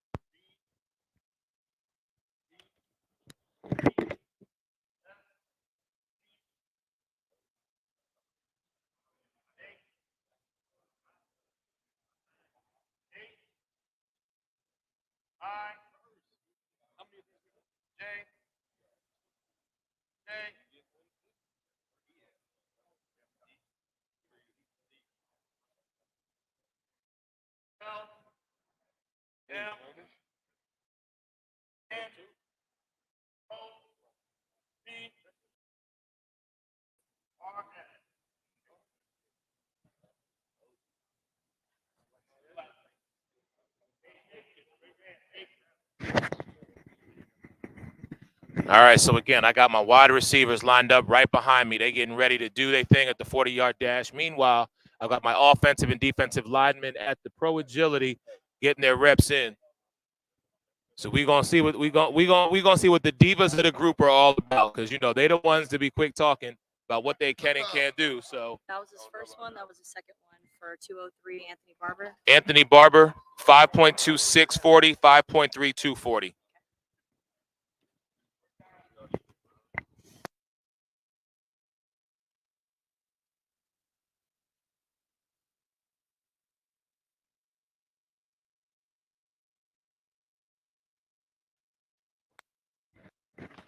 All right, ladies and gentlemen, we have our wide receivers that are going to be starting the 40-yard dash. We are starting with number 52.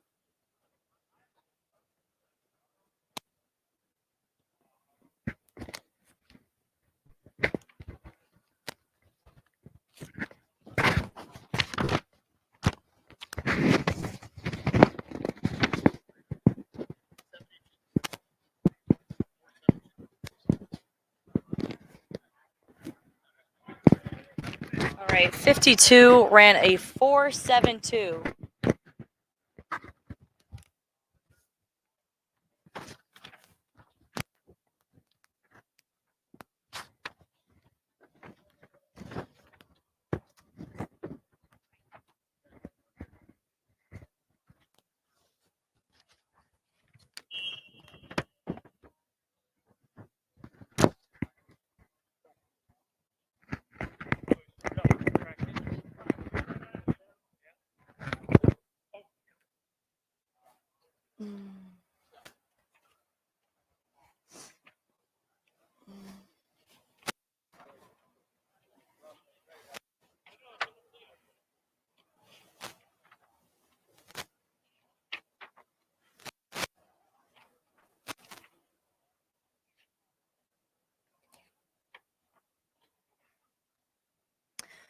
All right, so Arthur Anderson was number 52, the wide receiver.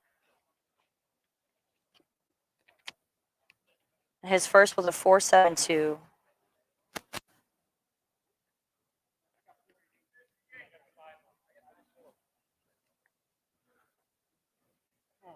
What did he get, a 4.88? 4.8. Alex Andrew, 110 wide receiver from Assumption College, ran a 4.88 on the 40-yard. They got you down for a 4.88. Yep.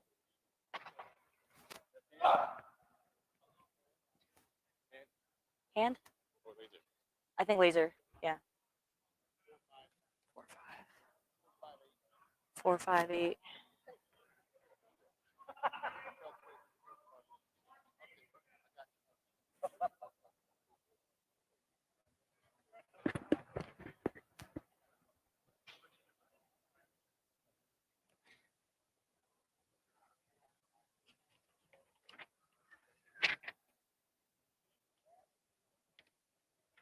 Next up is number 187.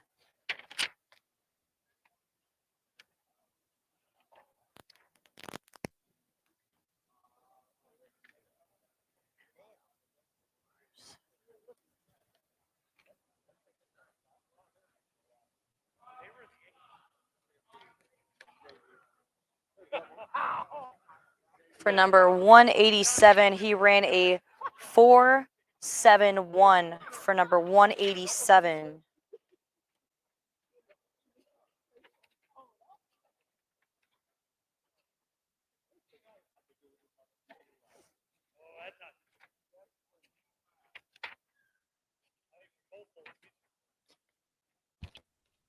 $187. It's going to be Javon Butler. Ran a 4.7. 205. Say 205. 205. For the beat. For the beat. For the beat.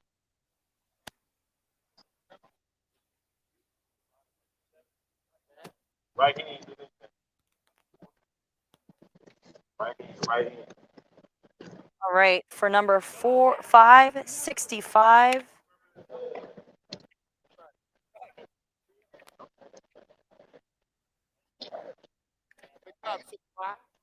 What was that? It was a 4.7. No good. Didn't touch that. Put two hands down. Next man up. 197.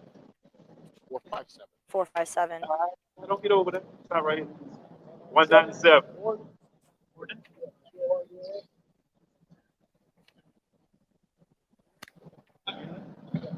Right hand, get in there.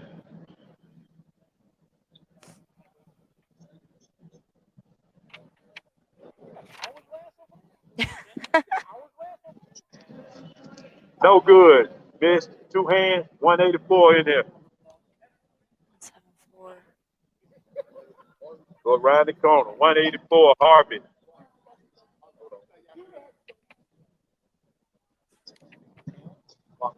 Markwell. We got number 53 up. Right hand, get in there. 53 ran Come a on now, need somebody to do right now. 4.69. Gotta do right. 4.69 for number 53.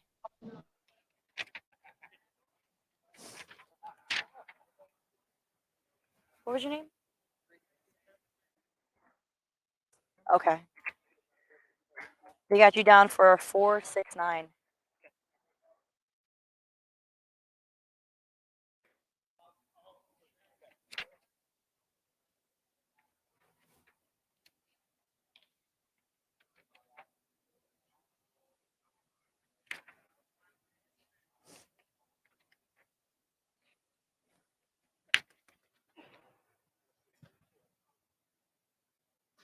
Number 29 ran a 4.64.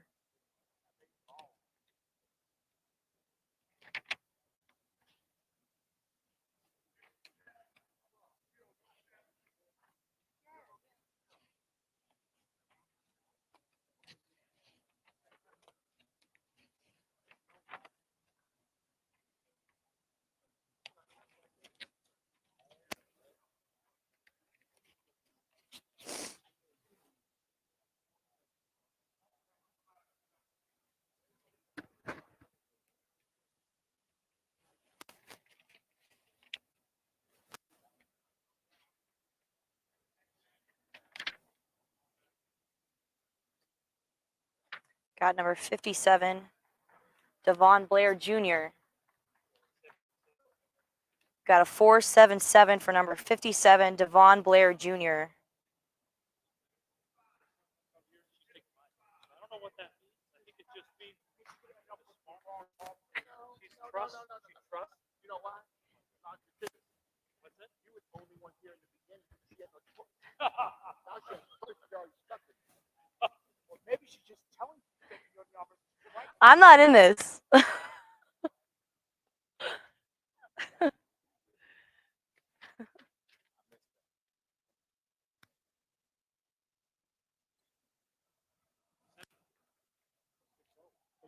We got a 4.60 for number 55. Smooth. Couldn't even hear him. Now she's taking everybody's time since you said that. You see? That's what you get, dummy. Guys, I'm not.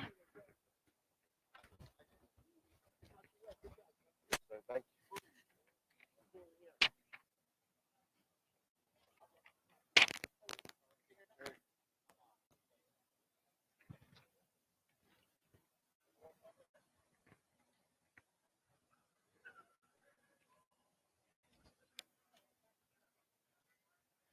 Got 141.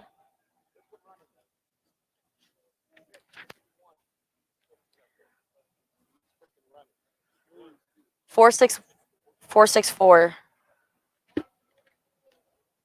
464 for 141.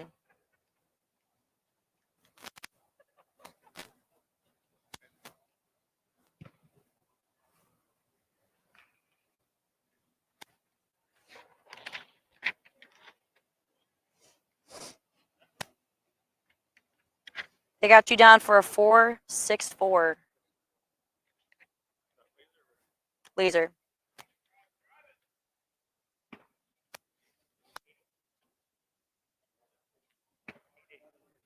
488 for 144.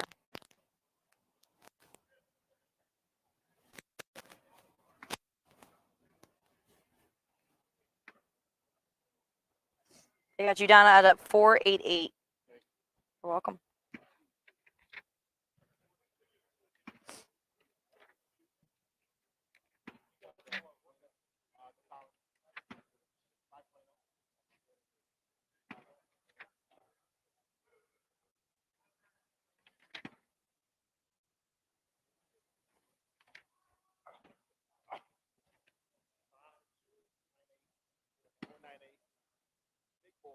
$498.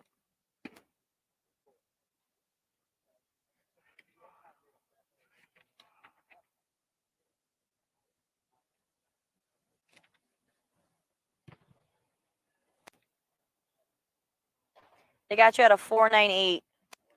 Mm-hmm.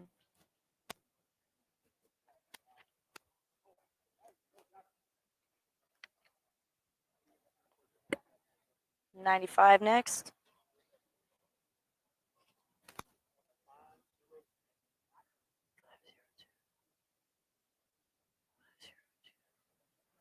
Got a 502 for number 95.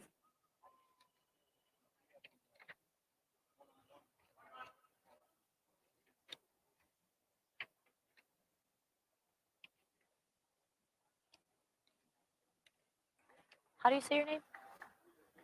Ulis? Okay. All right.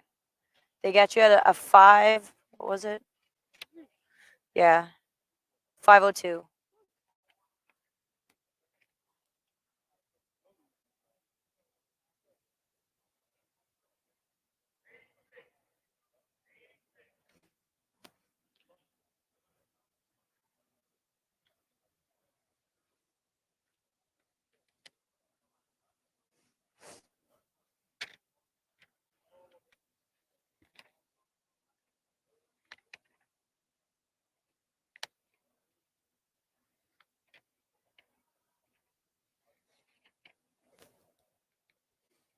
Javon Hayes,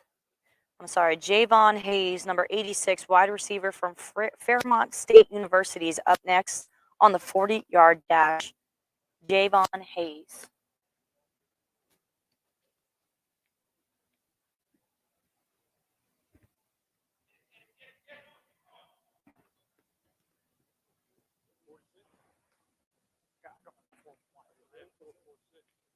We got a 446 for Javon Hayes. Javon Hayes, number 86.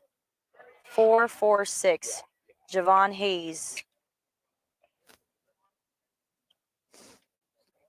Yes, from Fairmont State University. Wide receiver. Division 2.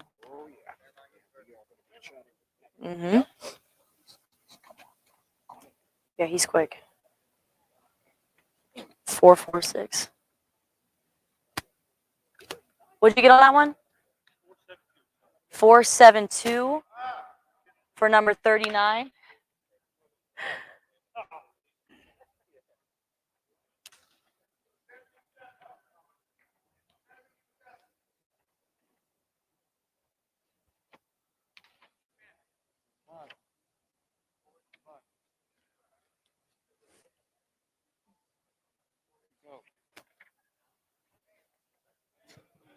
Number 77 is up.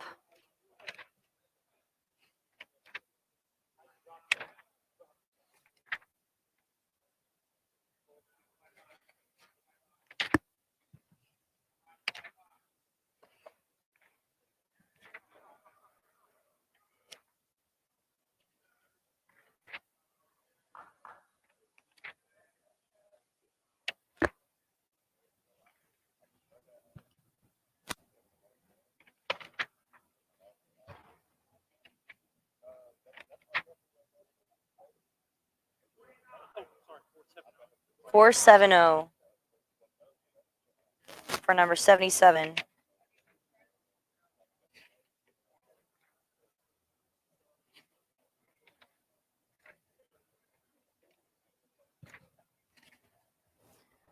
Marquise Spencer, 477.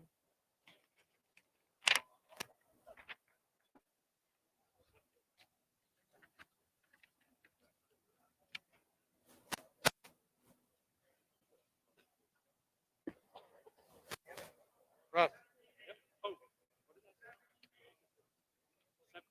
72.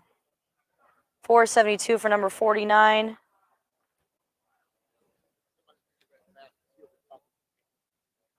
You must have read. What are you at? Something real quick. I wrote it down. Don't worry, man. He was under 4.5. Yeah, it's gonna be the. Yeah. I don't know what it was. I wasn't here, but I did get it. 472. Yeah.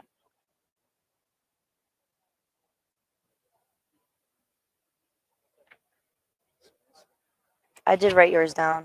Give me 1 second.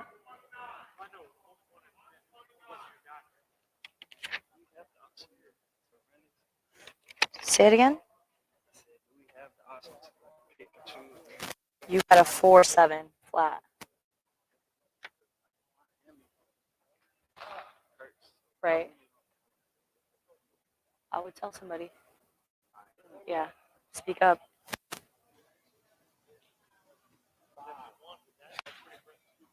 You said 471? 471? We got a 471 for number 129. And that was with a slip. A 471 129 with a slip in his 40-yard dash.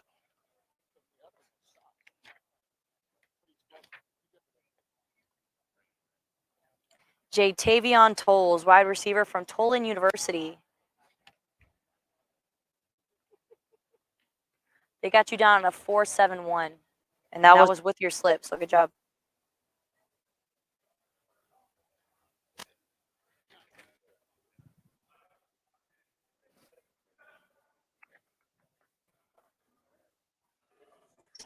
Four seven two. We got a 472 for number 52.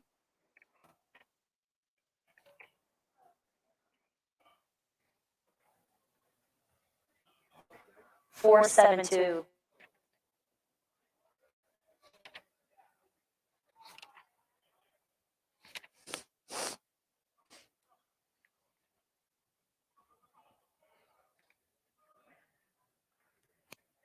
Four 8-5.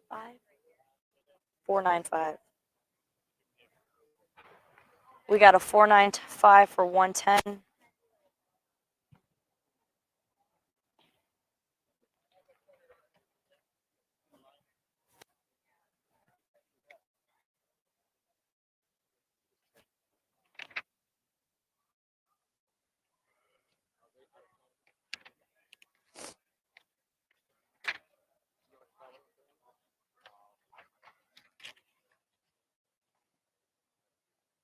Four 8-8.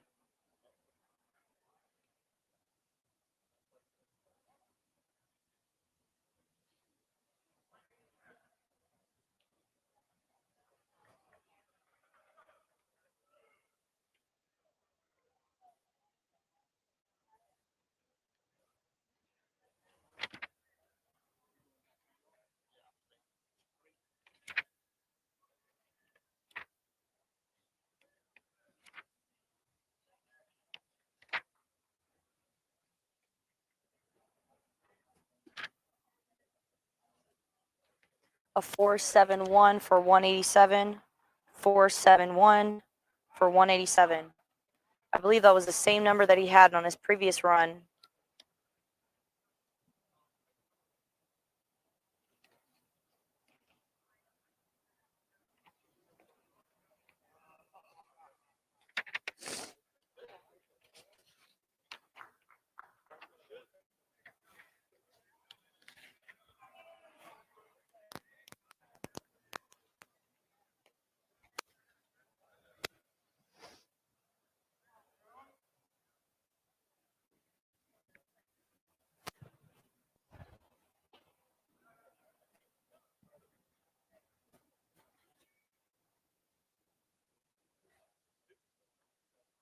4.62 for 565.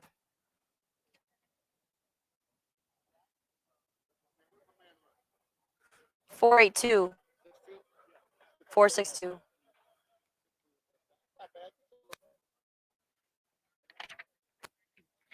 4.62. What is the first one? Yeah. Are you consistent? That's good. It's a good time. You don't have to talk trash to me. It's good enough. I respect that. I like that. What did he just run? Say again? 4.9. Yes, yes, yes. Yeah. Mhm. Yeah.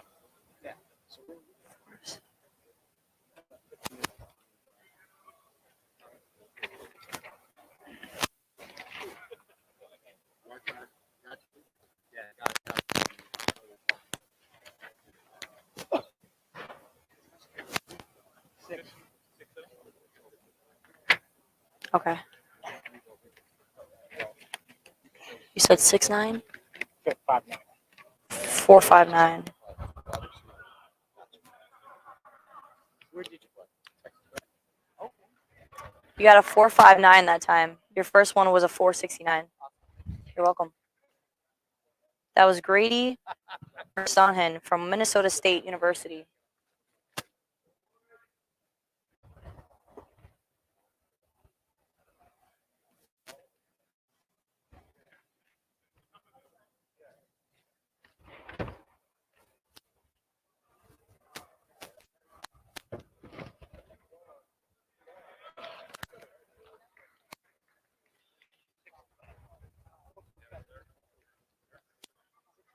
.465.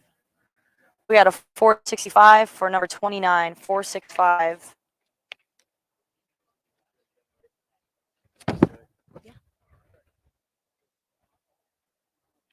Got a 4.65. I was on the right page. Where's your numbers? Greg, you don't have my keys, do you? I didn't write down your first. I'm gonna go find out.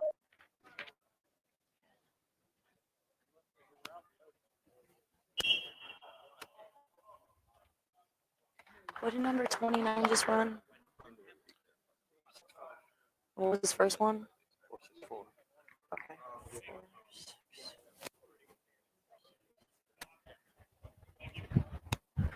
Okay. Your first one was a 4.64. You just ran a 4.65. Yeah. Yeah. That's.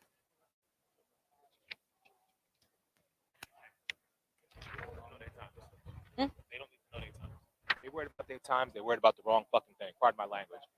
They need to worry about what they're doing. Don't. What you put out there is perfectly fine. But these guys should not be worried about their times right now. Okay.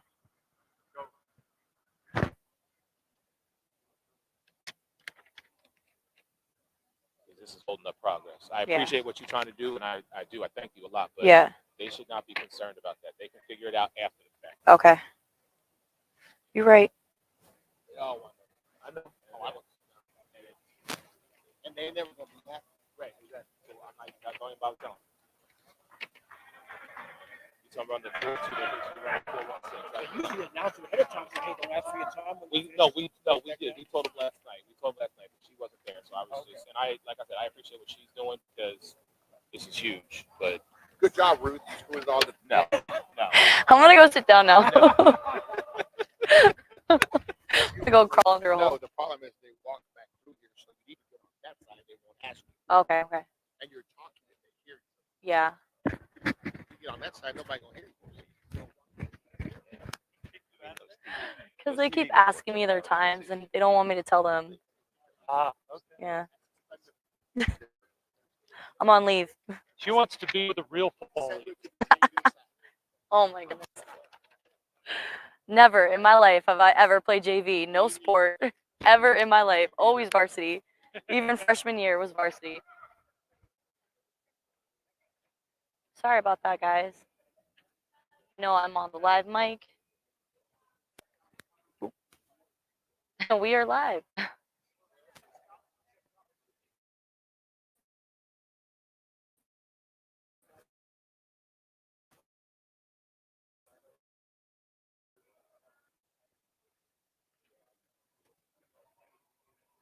Where can I get one of those cool T-shirts? Which cool t-shirt? The black ones. Oh, Jimmy will get you one. Okay. I need a souvenir.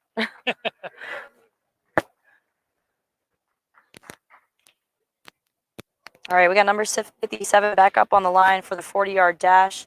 Devon Blair Jr. from Northwestern Oklahoma State University, Division II school. It's going to be his second 40-yard dash.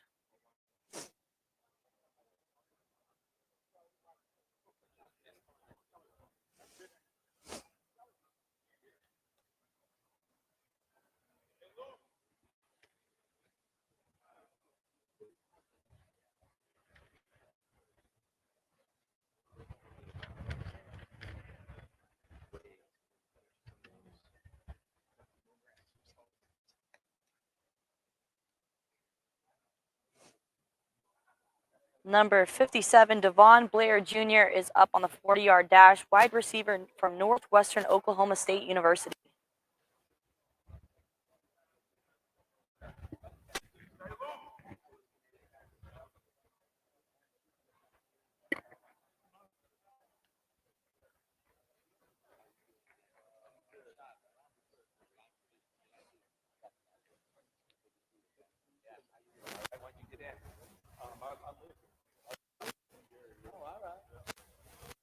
He lives here. He just doesn't know how to get here on time.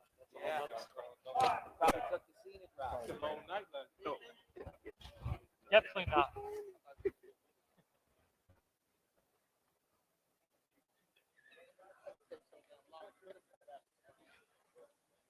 He ran a 4.77 his first time.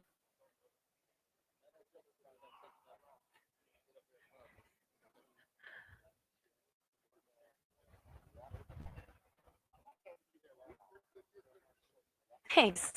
I try. All right, number 57, Devon Blair Jr. is up on the 40-yard dash. He ran a 4.77 on his first go. Let's see if he can improve those numbers.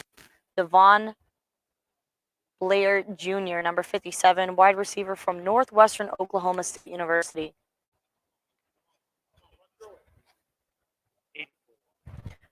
4.84, just slightly under his time from the first run.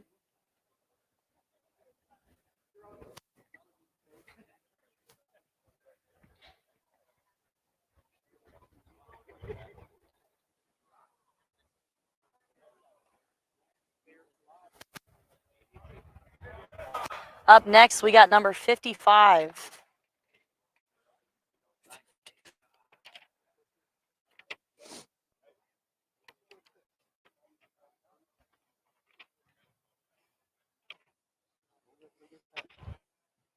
.484. Your first one was a 4.77. Yeah. You're welcome.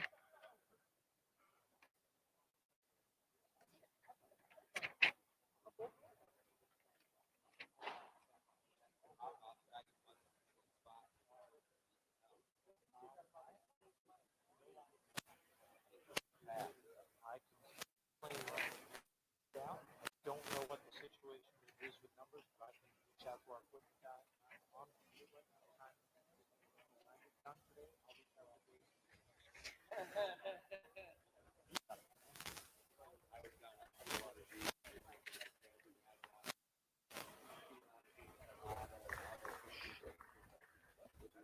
No, I don't think that was legit.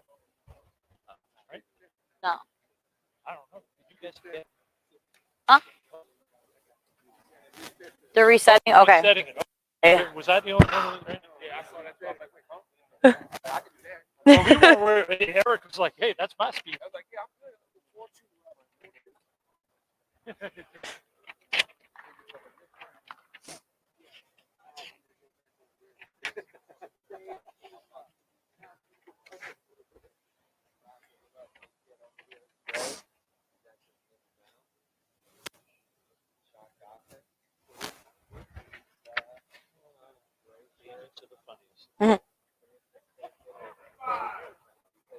We got number 55, John Cole, up next, wide receiver from Arizona Christian University.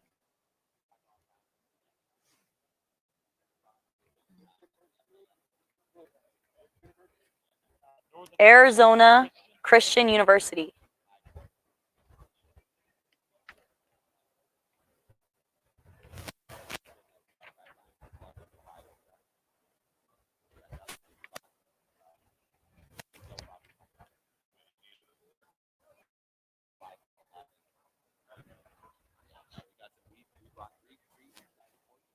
John Cole ran a 4.72 on his first round.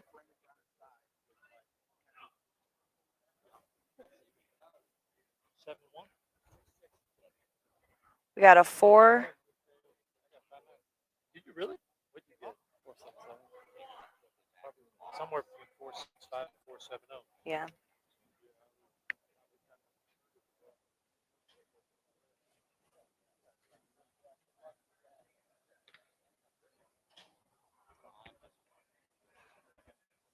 All right, up next, we have 141 up next on the 40-yard dash.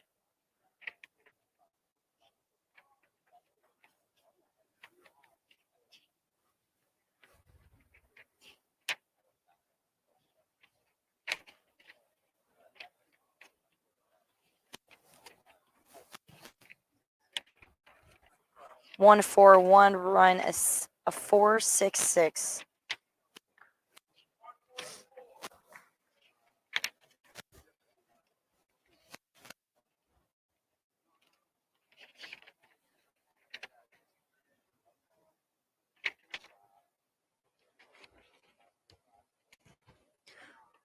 Ran a 4.66. The wide receiver from Campbell University.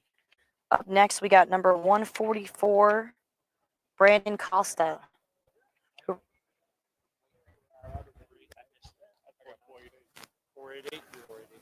That's what he ran last time.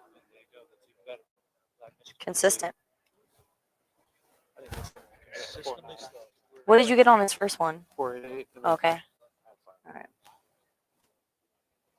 Brandon Costa, quarterback and wide receiver from Bats College, Division III school. Was pretty consistent in his 40-yard dash. He got a 4.88 on both runs.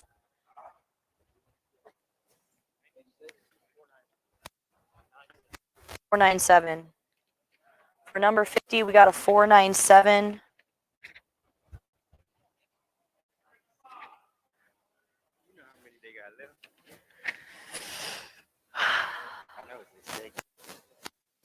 How do you mean, like on this? I think they got that whole line to go. Yeah. All right, cool. Appreciate it. You're welcome.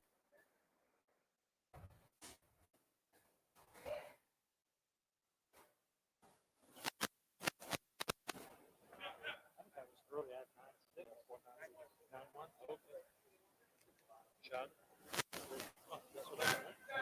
you got one right. 4.96 for number 35.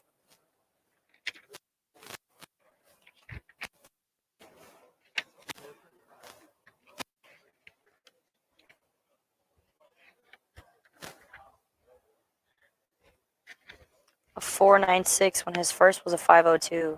Oh, that is an improvement for Ulis Gallard III, wide receiver from Mount Union, Division III school. Up next, we got 77.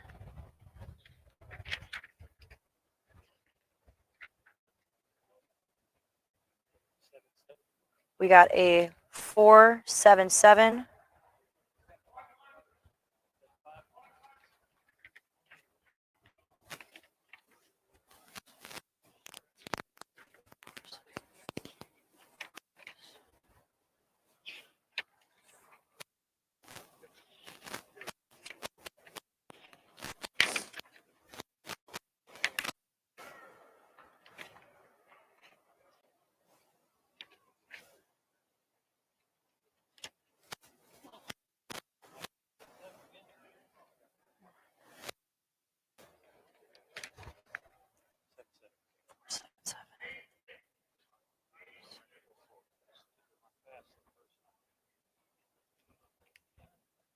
Fastest guy so far today. Mm-hmm. Oh, this guy? Right here. Yeah.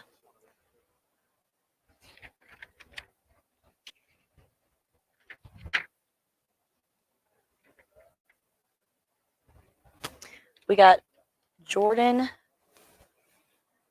Burney, number 76, defensive back from Westchester University.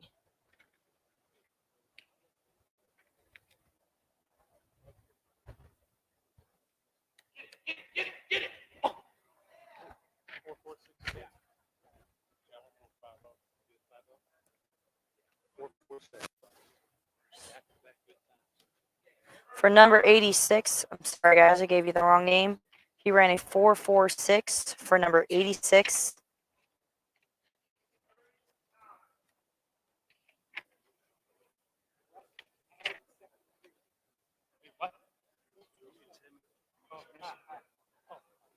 What was your number, bro?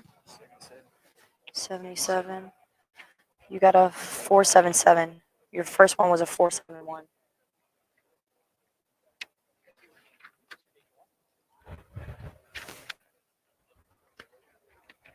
Ellison, by any chance? What was the number? 100. I think I didn't write yours down. Hold on. 100? You 475, I think. got a 4.76. Your first one was a 4.77. You're welcome.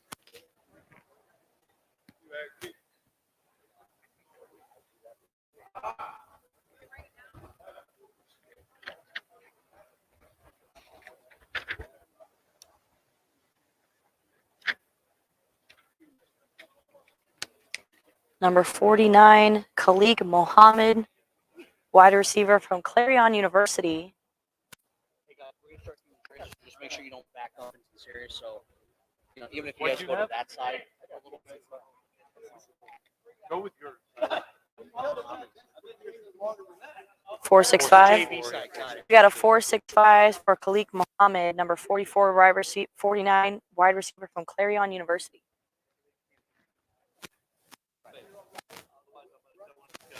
What's that? I gotta stand out of the way. Gotta get out of the way. Oh, we're gonna be interviewing after this.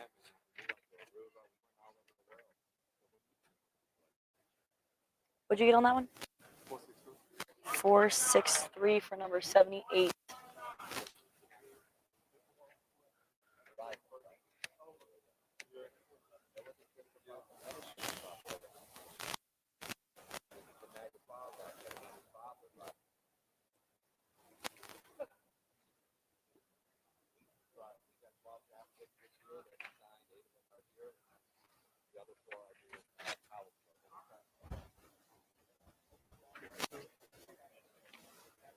Four 6.3. Okay.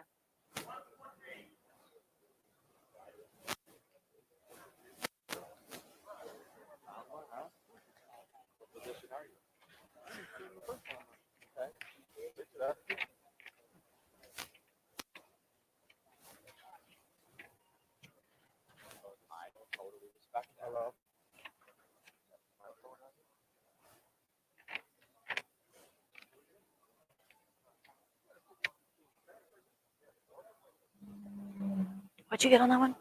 456. 4.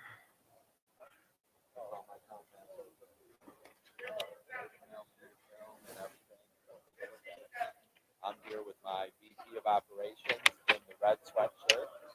And then one of my front office administrative guys is here, and then our trainers here.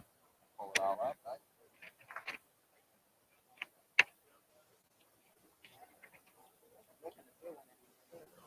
A lot of business cards. Yeah, they're really nice. So once again, it's everything. That picture right there, that's my dad. Playing with the Red Sox in 59 and 60, and that's him in my card. We got sent home by the Red Sox. But that's all my contacts. So after the weekend, we'll definitely evaluate you if there's an opportunity. We'll see where you want to go, what you want to do. I know everyone wants to play on Sundays, but it's a hard set. Right.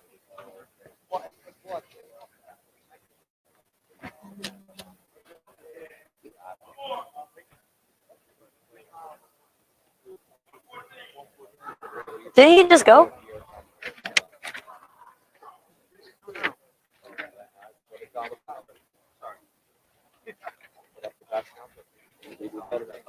Let me look. I didn't write it down. Excuse me. 57? Yeah. Can I see numbers for 57? If you do, then we got big problems. Got a 4.84. That's what he wrote down. I want to fall on my head right now. Deep breath.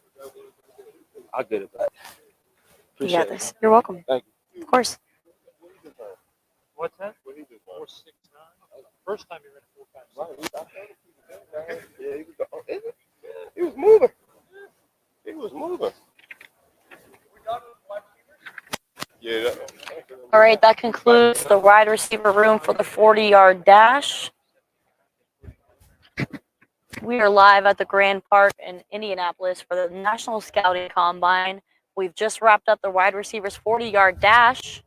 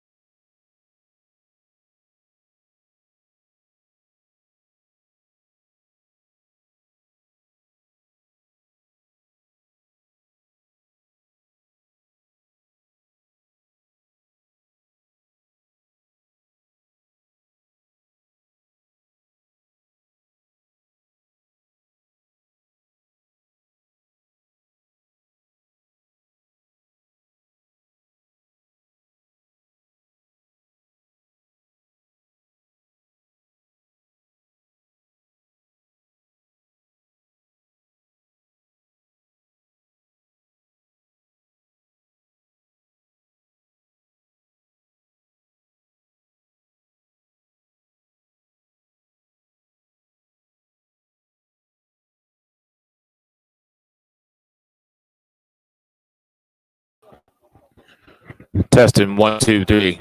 All right, and we're back.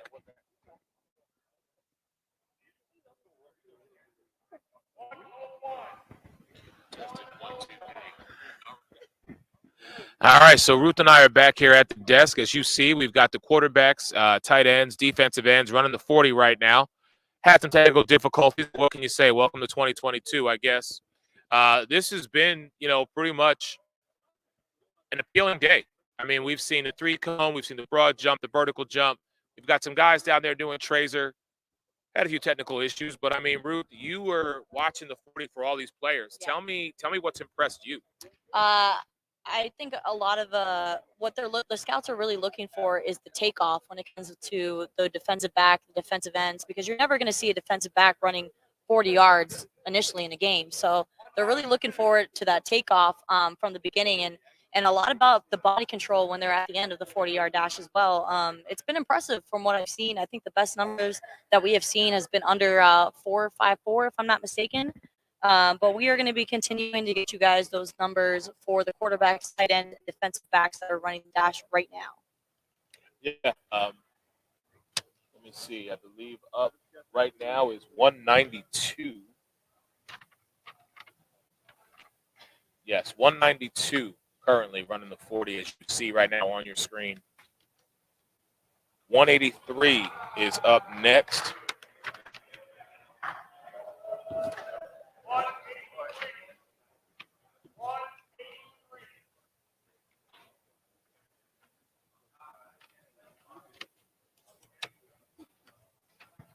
.183 is Colton Jewell, wide receiver.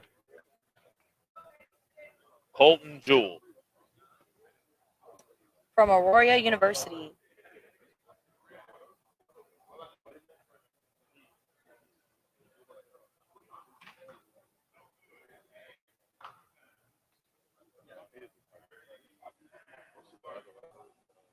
All right, next up after him is number 59, Donovan Lucas.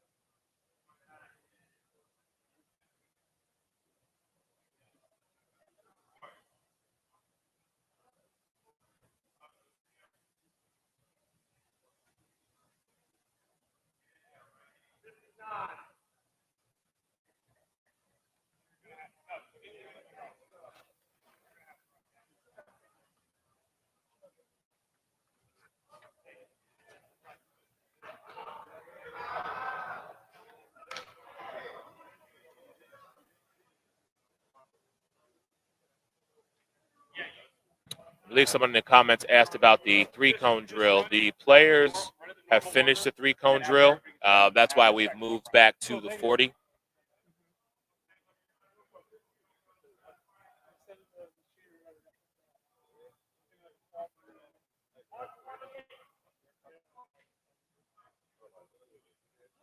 Next up is 128. Jameer McNair, DB and cornerback. Currently, the wide receivers, I believe currently they might be at the pro agility. We will try and get them to you. Right now, we are on the quarterbacks, the tight ends, and the DBs running the 40.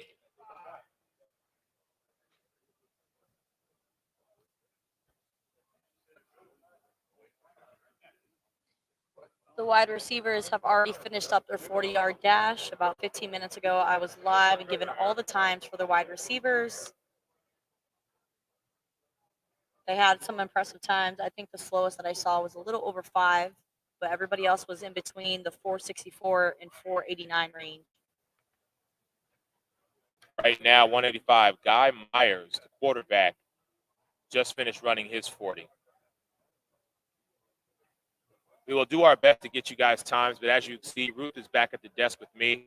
The scouts want to make sure that, they are doing their job. And so I needed Ruth back with me anyhow. I missed her. So, she was up there chilling with the varsity squad. Had me back here on the JV bench. So,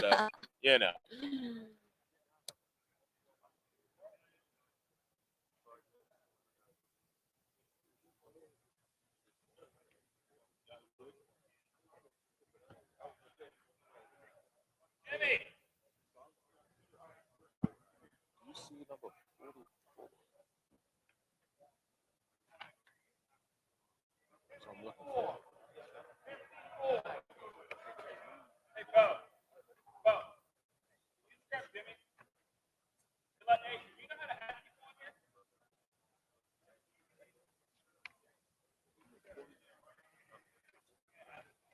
Next up is 54, Vincent Parker, defensive back and free safety. From Virginia State University.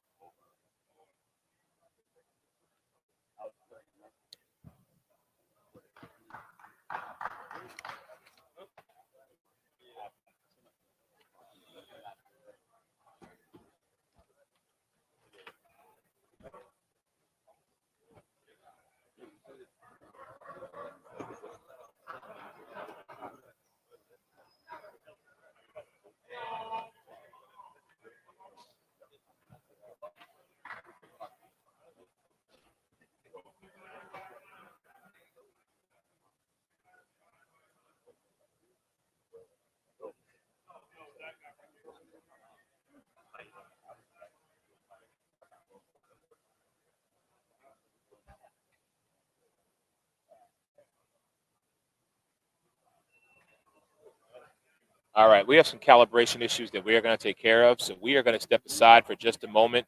We'll be back with day 2 of the National Scouting Combine here at the Grand Parks Events Center in just a few moments.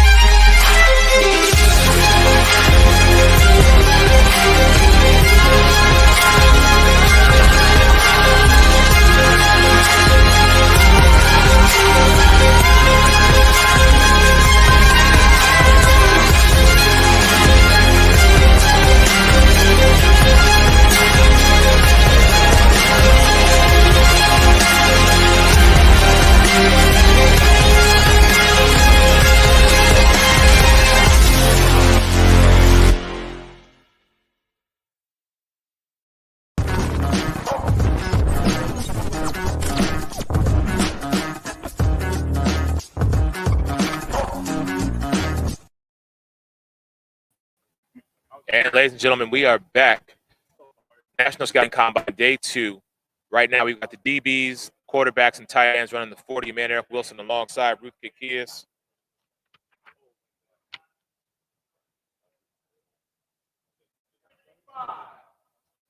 Next up is number 65. Kobe Reese, defensive back and cornerback, number 65.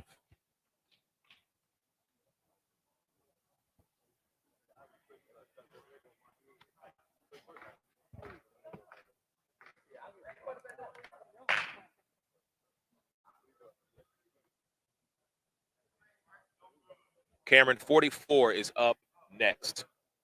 Cameron Stewart, 44, is up next.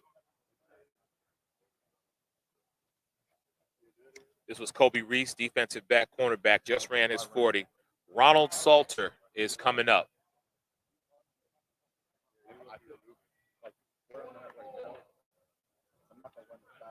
We're going to drop ourselves so you can see number 44, Ronald Salter, run his 40.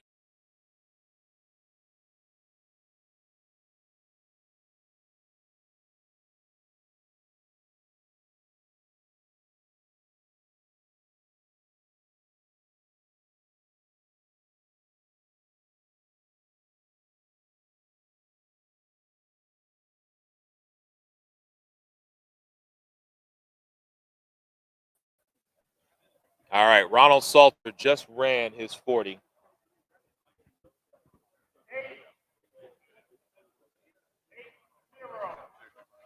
Dylan Smith, defensive back, cornerback, number 80.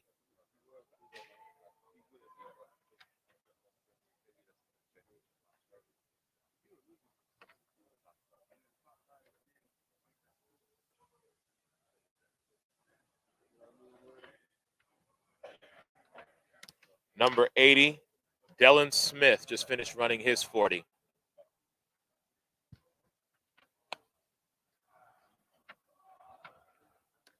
Big Ed, currently the offensive and defensive linemen are with the USA rugby team right now.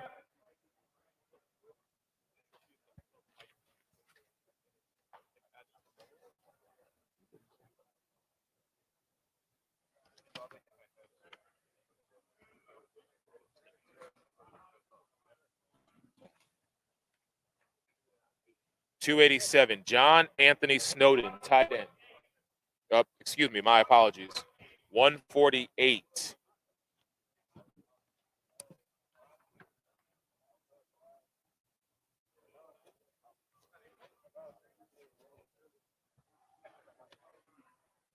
Why am I not seeing 148? Did I miss him?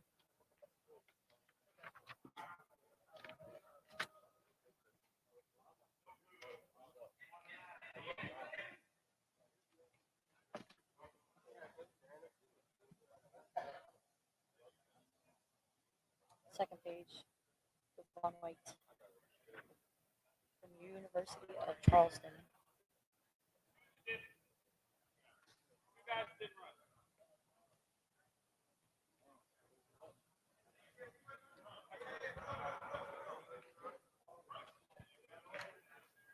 That's how I missed him. Okay. Devon White, 148, defensive back, free safety. All right.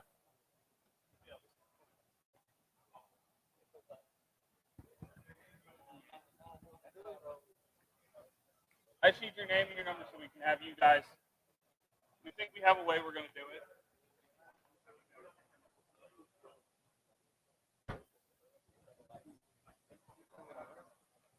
it. Did you just run? We didn't write the numbers down because I have to go over there to get them. Sorry, you better ask him.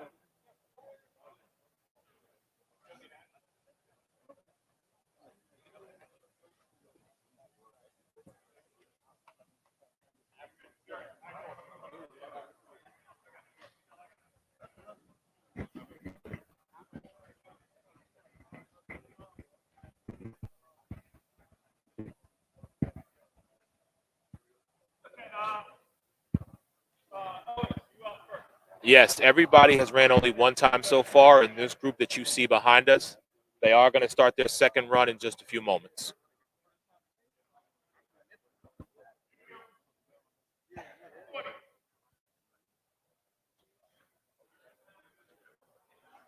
I believe this gentleman came a little late, number 40, so we're going to see if we get a name on this gentleman.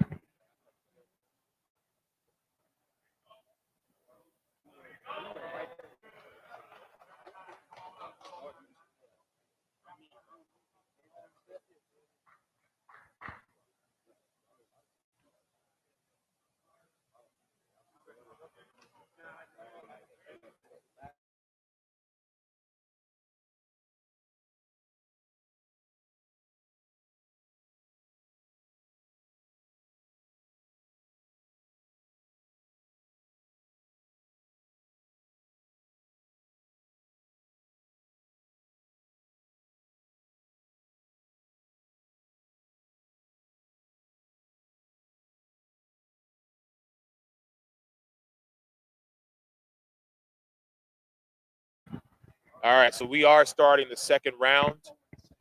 Owens? Owens was number 40 who just ran. We are starting the top of the second round for these gentlemen running their 40 for the second time. John Anthony Snowden, tight end, number 287.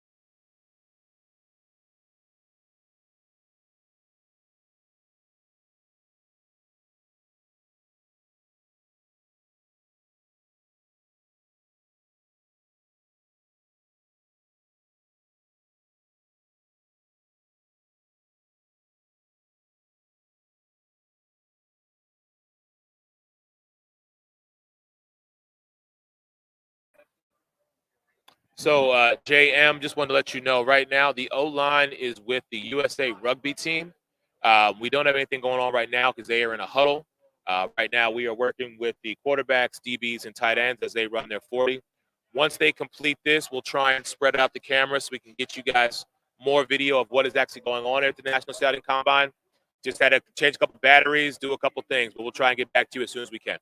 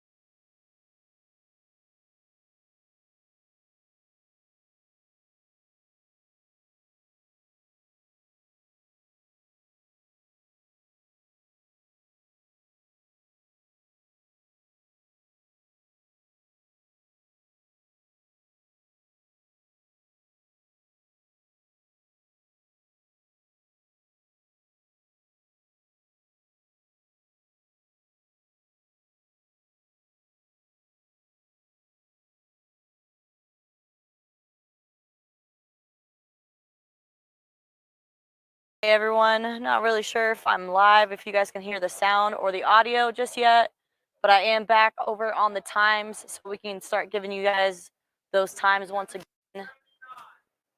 Right now we have number 79 coming up.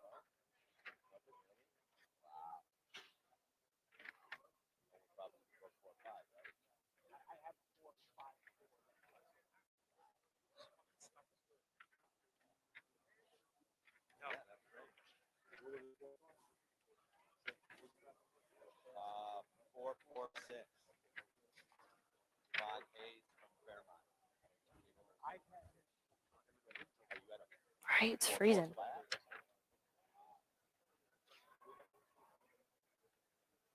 Number 79, Anthony Barksdale.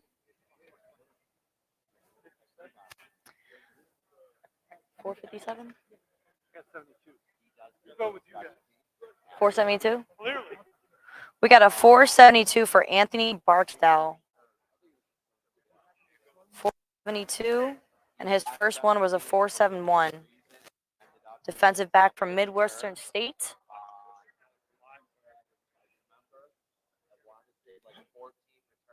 Number 76 is up.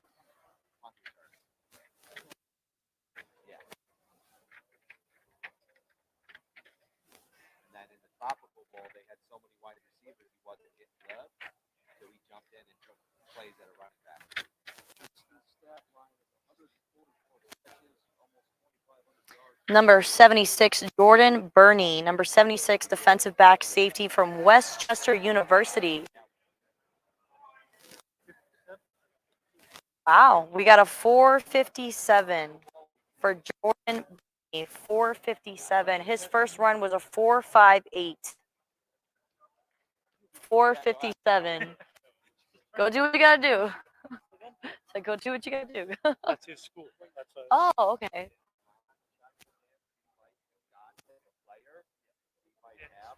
would go talk to him. We can get the rest of it.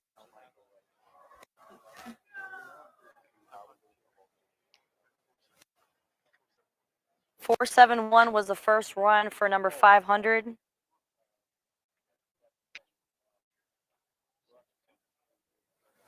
.471 was his first time. His second time is a 472.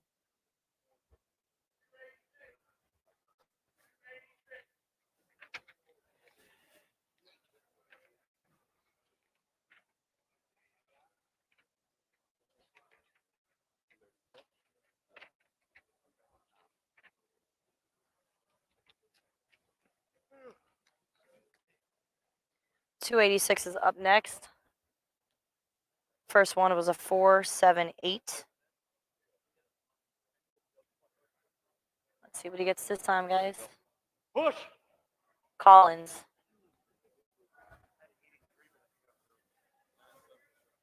We got a 497. We got a 497 for Collins.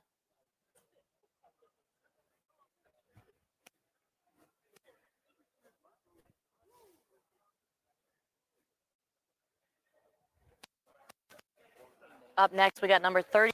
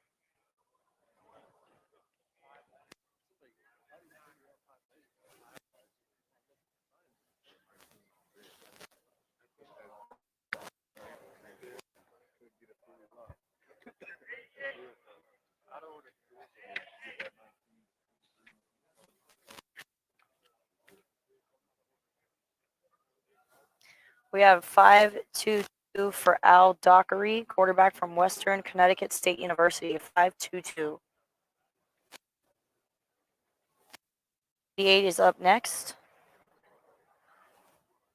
Uri Guy, number 88, from Southwestern Oklahoma State University.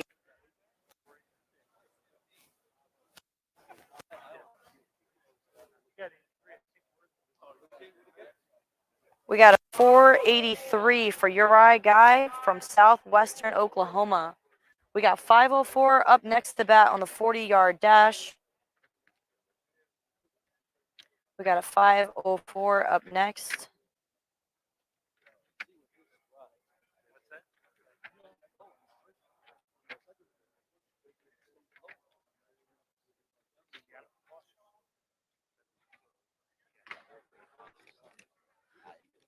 We got Nashawn Godfrey, 504, defensive back from McDaniel College. He ran a 4.77 on his first run. Let's go, let's go.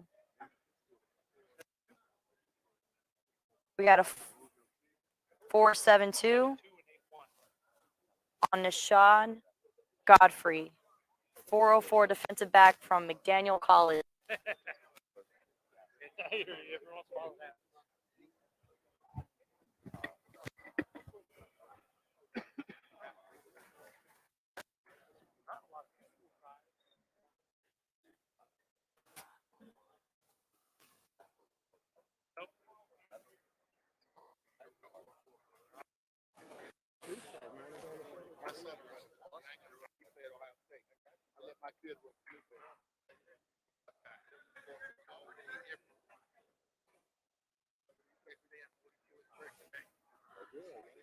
What year is it?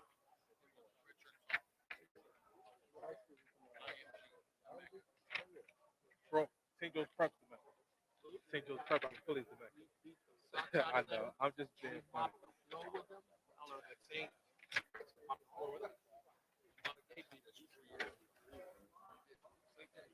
We got two kids up at Ohio State. Myra Harrison's son and the quarterback. All right, 101 is up next. Kieran Herbert. Kieran Herbert, defensive back from North Carolina Central University. His first run was a 4.91.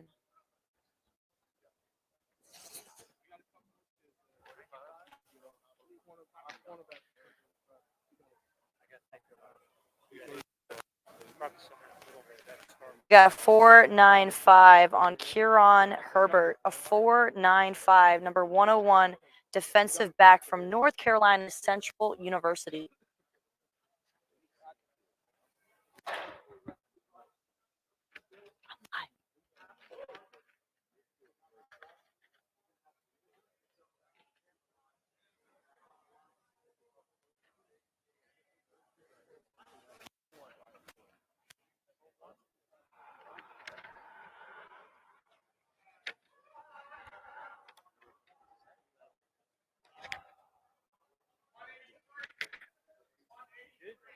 $192, got a 501.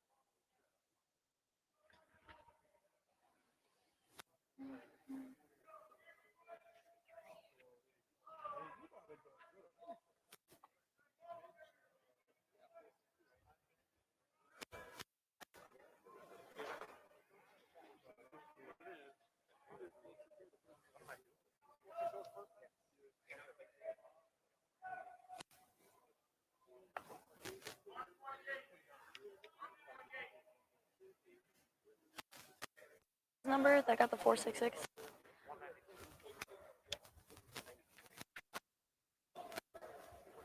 Yeah, I ran was out of order. Oh, I totally missed that. 128, ran a 4.7.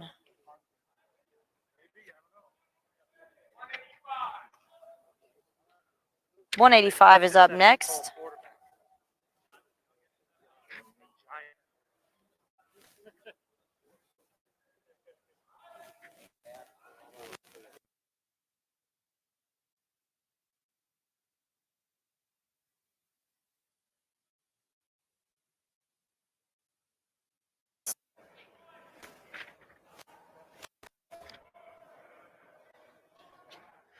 Guy Myers. Guy Myers got a 4.72. He had a 4.71 on his first run. He is now at 4.72. Guy Myers, quarterback from University of Charleston.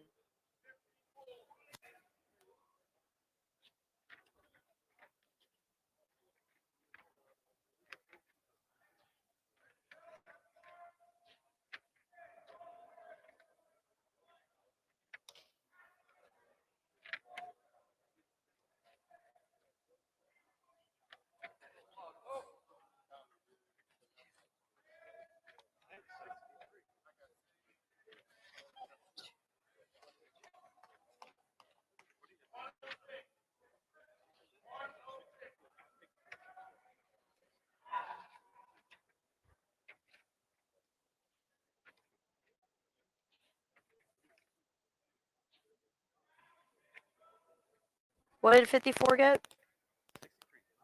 463 for Vincent Parker, number 54 from Virginia State University. Number 106 is up next.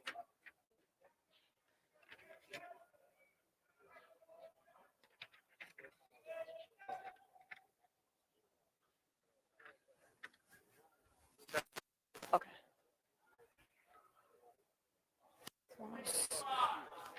106 just ran a 4.77. 106 ran a 4.77.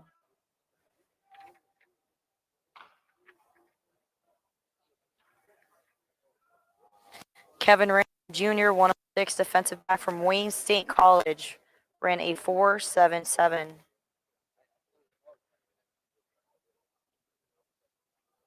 Next up, we got number 65.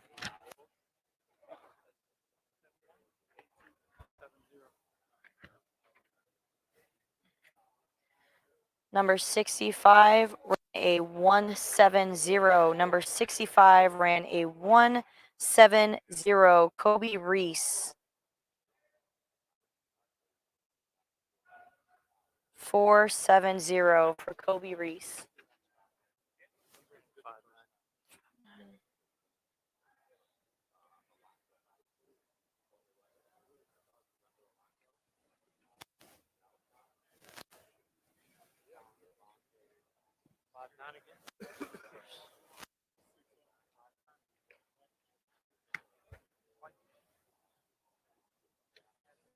So 4.59?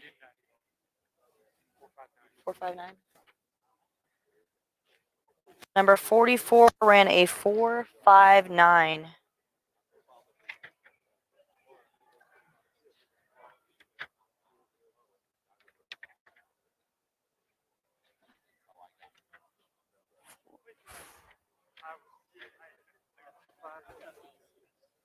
Go with yours. 6'5".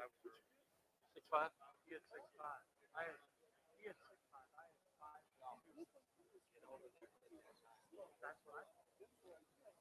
We got a 4.65 for number 80, Daylon Smith. 4.65. I was fast on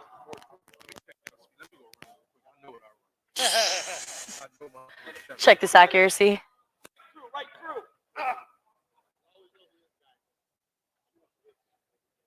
Number 148 just ran. 148 just ran a 4.7. 148 ran a 4.7.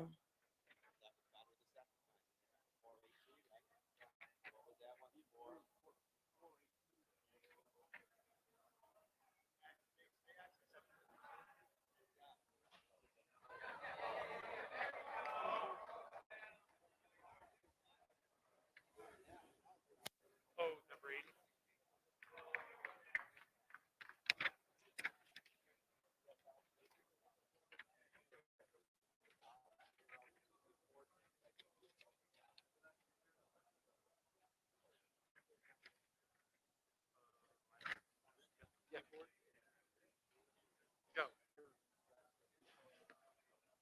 Number 40 is an add-on.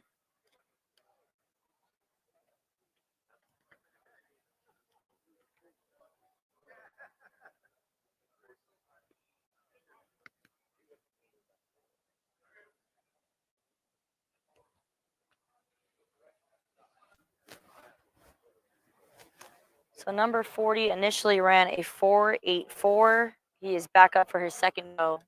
Number 40. We got a few more in the quarterback, defensive back, and tight end group that is running the 40 dash.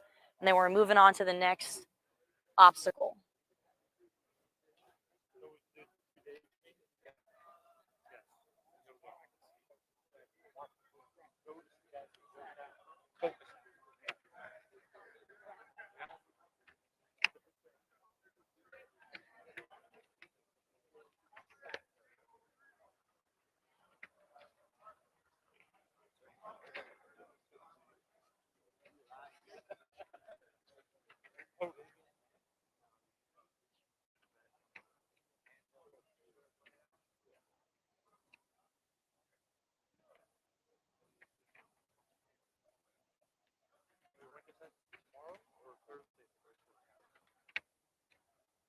Oh, yeah, Thursday.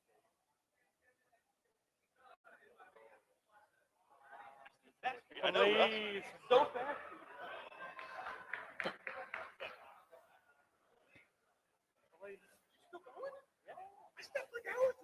Yeah.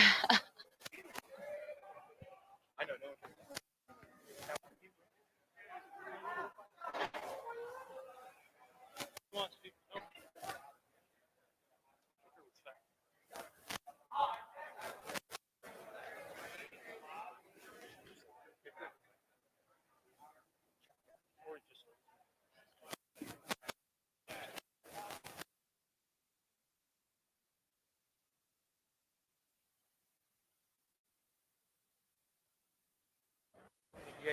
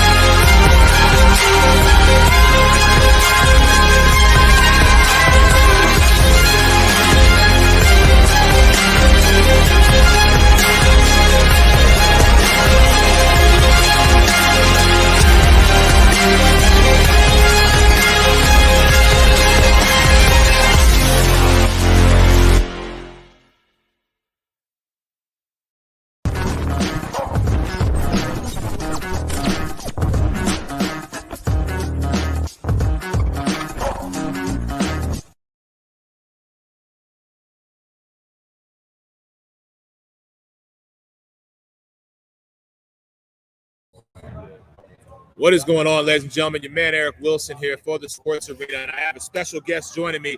This is the Director of College and Pro Relations with the XFL, CJ Cavazos. So I appreciate you joining me today, sir. Thank you very much. Thanks for having me. So I don't want to get into the XFL, even though I'd like to, and my listeners want to know about it, but let's talk about the reason and the importance of today. You are here scouting the talent that is the National Scouting Combine.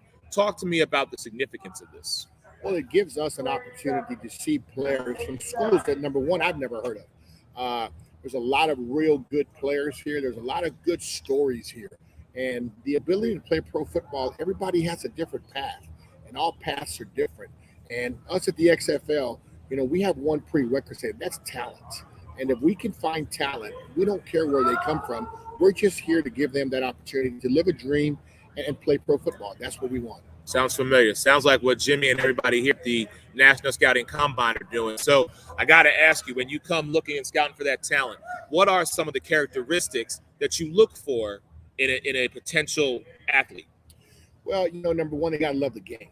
You have to love the game. You can't just come out here as a job. Football is not easy. It's tough. And if you're out here right now, number one, you show me that you love it. Number two, another thing that I'm looking for is I'm looking for measurables. I'm looking for height, weight, wingspan, tall, long, fast, good jumpers. I want to see guys move laterally. I want to see guys move. Movement's very important in football. The quick twitch muscle, the ability to jump, the vertical jump, the shuttle, the L. We get a pretty good view on. We can tell what a kid is by watching his measurables. But tomorrow's going to be important because then we get to watch them do what they're here to do, is play football. We get to see how they drop and how they get into coverages and how they run routes and how quarterbacks throw the ball, how linemen kick step, and how they punch. So there's a lot of things that we can see, and we're learning a lot about a lot of kids because anybody can tell you they can play football. We want to see it. And I don't care where you came from.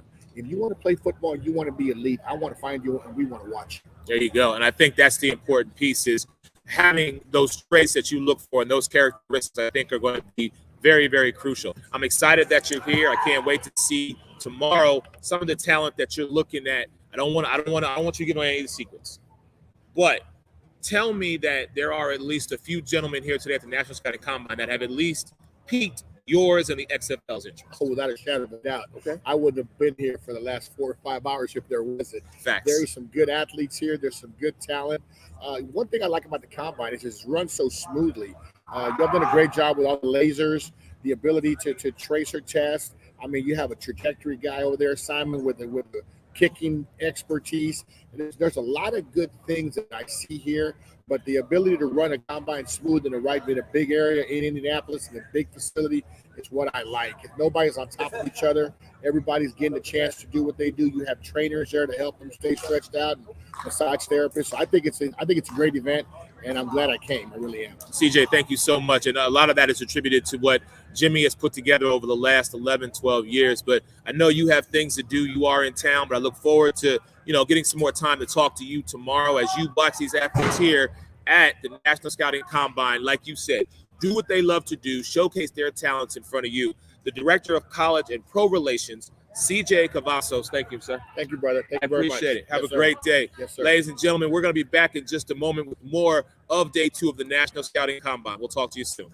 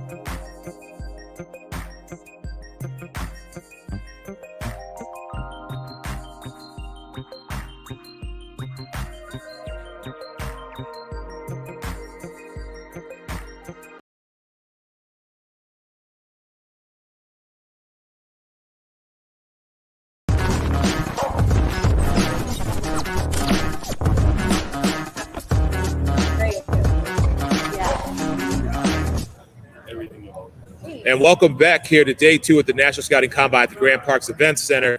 Man, these players are just doing so much. We're going to get you guys back to them in just a moment. But before we do, I had to bring this gentleman on to talk to y'all a little bit. This is the Vice President of Football Operations for A&D Sports Entertainment, Michael Malier? It's Marlier. Marlier. Yeah. My apologies. Good. Thank you, Michael. I appreciate it. So this is your second time being here at the Combine, correct? This actually be my first time, but I've worked with Jay and Jimmy when I was in the IFL. Gotcha. Trying to help players with their ascension to different leagues. You know, actually just pipelining players to the National Scouting Combine. Awesome. So talk to me about today. You know, we're back here at the Grand Parks Event Center. You've had an opportunity to see these athletes. You had a chance to maybe speak to some of them. What's your impression thus far? The impression is this is a very professionally run event. The players seem very engaging. You can tell that they're well educated. I had a chance to sit in last night and see how the players are giving information on how their agents should represent them, what they should look for in building a career not only in football but afterwards. Kind of like a player engagement type situation. Right. So being a part of A&D Sports Entertainment, tell me why a player should consider working with you. When it comes to our business, we believe in family first. Okay. Players, the way we support our players, we basically want to invite them in. We're going to work with their families. We're going to make sure that they have their needs met, gain the trust of the whole family, not just the player, and make sure that they're giving a fair chance, because it's so hard to get to either an NFL or CFL type of situation considering the competition in this country. Oh, yeah. It's crazy. Like we said, 1 in 100. I'm sorry, excuse me. Let me start that again. The opportunities, there's only 1,553 men who get the opportunity to play at that highest level on the NFL, which is why I'm very thankful, as I'm sure you are, that the National Scouting Combine opens the door for CFL, the AIFA, but opens it up to these Division II, Division III, HBCU, NIAI schools, and just gives them basically the platform. We know they're talented. Come show what they can do, but have the opportunity to not only be seen at the highest level, but have an opportunity to further themselves, their career, their family, and ultimately their legacy. Yes. And here's the thing. I believe in equal opportunity. A lot of times, if we didn't have an event like this, right? Let's say a guy doesn't get invited to the NFL Combine. He's got to have somewhere. If he doesn't have a pro day, he's got to have somewhere to show what he can do. And this, to me, I'm very proud to be here, because a lot of the things that's going on here, this gives equal opportunity to all players to be able to showcase their skills in this country. So one last question before I let you go, and I don't want all your secrets, but yeah. You were here today again. You've seen these athletes. Are there a few that have piqued the interest of A&D Sports Entertainment? Matter of fact, not just our draft pool, but there's a lot of other guys that are unrepresented that potentially could join our family. And I would say yes. I'm very surprised at some of the guys and how they will come up to you, even if they're represented. They're very polite. Everybody here wants to help one another. Right. I mean, so as far as piqued interest, if I could sign all of them, I definitely would. To be honest with you. Hey, sometimes you got to do what you got to do, but you have that that opportunity. Thank you so much, Michael. Yes. Again, Michael, the Vice President of Football Operations. I'm not going to butcher your last Yes. name. A&D Sports Entertainment. Stay tuned. We've got more stuff going on. We will get you back to the players in just a moment. But you are with us live at the Grand Park Sports Center campus. I mean, listen, this is where the Colts come and do their training. So we are here. The players are out here. It is the National Scouting Combine. It is day 2. More with us in just a few moments.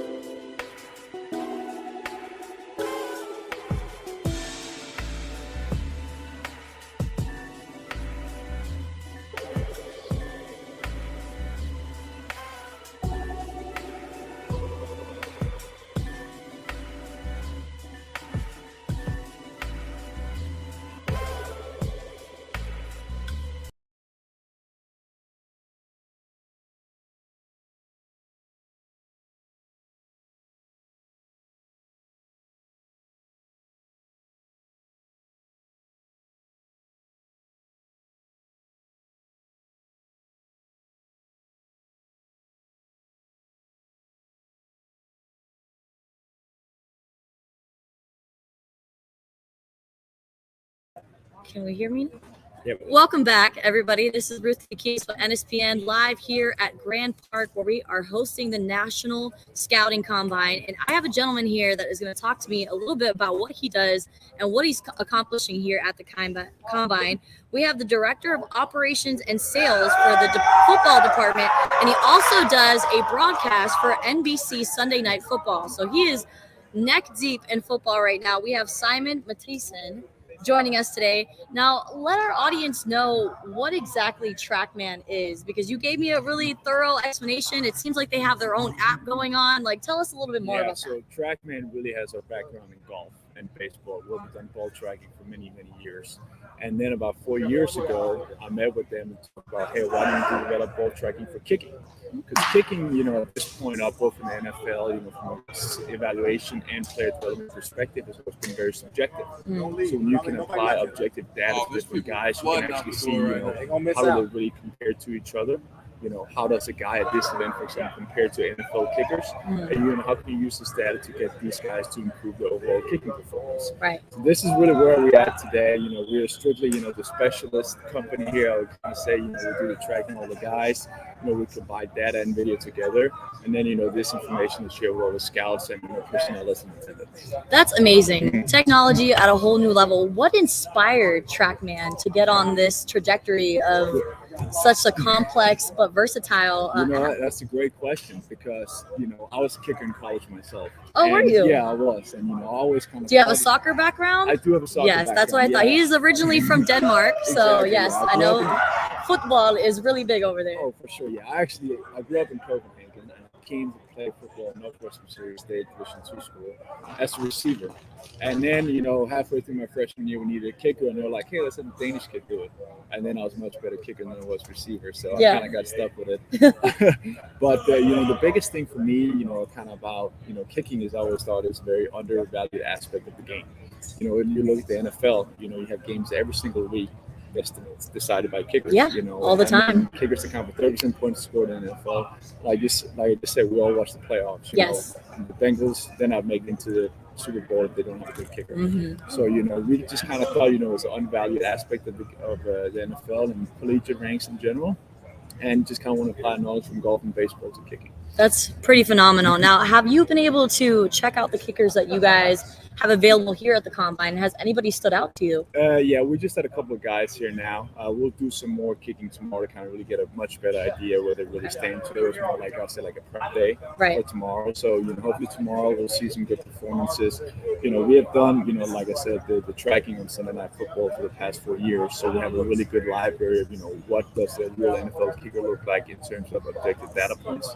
So, once the guys go through their workouts tomorrow, we'll have a really good idea that these guys actually have a shot of playing in the NFL or the CFL or not. So it's amazing how from this app they're able to, I guess, understand the more complexity of these kickers and what they would be able to do if they played at a professional level. Yeah. And all these kids are trying to get up there. So you also said that you do the broadcast for Sunday Night Football. So what exactly do you do in the broadcast? Yeah, so you that's got a a great face for question. TV. So. Yeah, no, thank you. I'm actually not on TV. I wish, that'd be a great time if I was. So essentially we do, we actually TrackMan Football started within broadcast. So we got a deal with NBC doing this tracking for Sunday Night Football. So on longer field goals, you'll see a graphic in the top left corner where it says SNF kicks, and it'll say how far the kick would have been good from. There's always something announcers have talked about for decades. A guy, he hits a long field goal, and like, man, he could have hit a 65-yarder. Exactly. Yeah, So okay. now we actually apply that knowledge so the audience can actually see what it is. Now, does this have any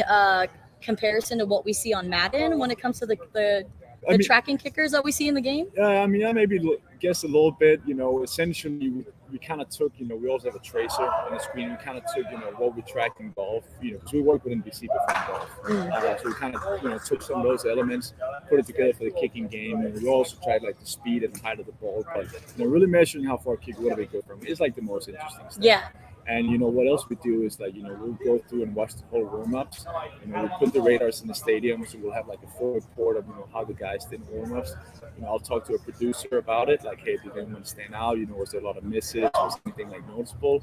And then they can share with the sideline reporter, and then they kind of talk about it on TV. So this is awesome. This is very interesting. Essentially, we're just trying to get, bring more awareness, more excitement, and more, expertise to the kicking game. Yes, I know that a lot of NFL fans know the importance of having a great kicker. And I was alongside as a co-host for the Martin Gramatica show. Martin Gramatica won the Super Bowl with the Bucs in 2002. Okay. And for the longest time, he had the record of scoring the most points as a Buccaneer. So we do understand the importance of a kicker. Well, thank you so much, Simon, for taking the time to speak with me. And we will be back later with more Combine live here at the Grand Park. And we should see you guys shortly. Awesome. Thanks for having me. Thank you. Yeah, no, it's good stuff.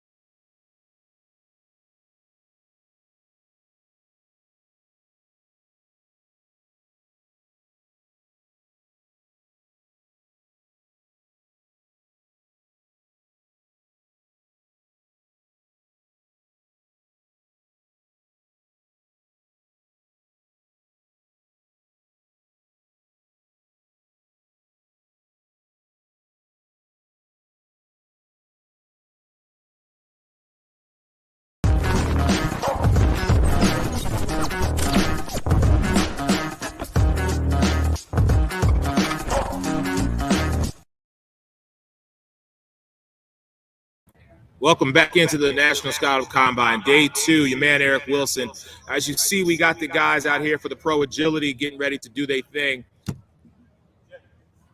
We are wrapping up day 2 here. A big thank you to Michael, who is the Vice President of Football Operations with A&D Sports Entertainment. We had Simon Mattison with TrackMan, and of course, CJ Cavazos, the Director of College and Pro Relations with the XFL in the building. Just to show you some of the names that are here, like I said before, giving these young men the opportunity to showcase who they are, their time, their skills, their talent, and simply be a part of the National Scouting Combine. Tomorrow is going to be an exciting day when we get the drills and we get to see them actually, what they love to do. And that's going to be the biggest piece. They did their thing today out here running the 40. We had times, I think 4.5 or maybe 4.49 might have been the quickest. Again, my apologies. We were having some technical issues this morning. We were unable to do the bench press today or show you the bench press, but those numbers will be up on the National Scouting Combine website at the conclusion of this year's combine. So be on the lookout for that. I'm going to let you guys take a look here and just watch the Pro Agility as these young men continually do their thing. We're going to see if we can get some 3-cone action as well.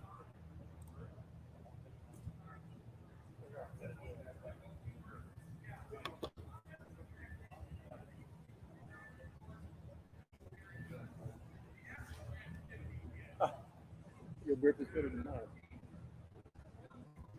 No worries, sir. No worries.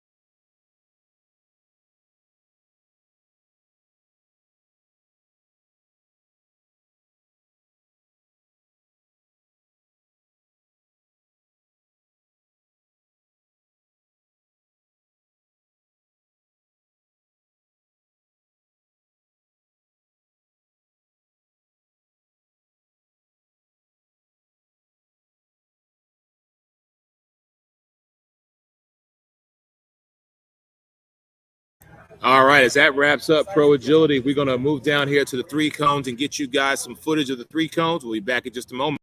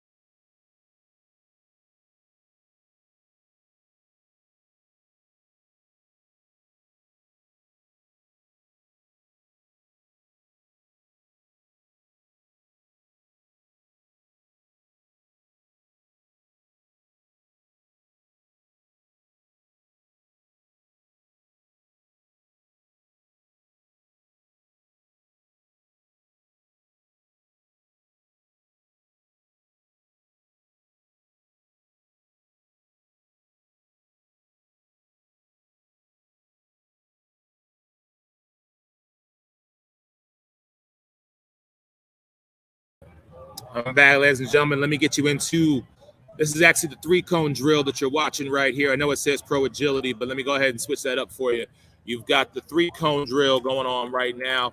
This is the final drill that we got going on here today at the National Scouting Combine, day 2. Here you go.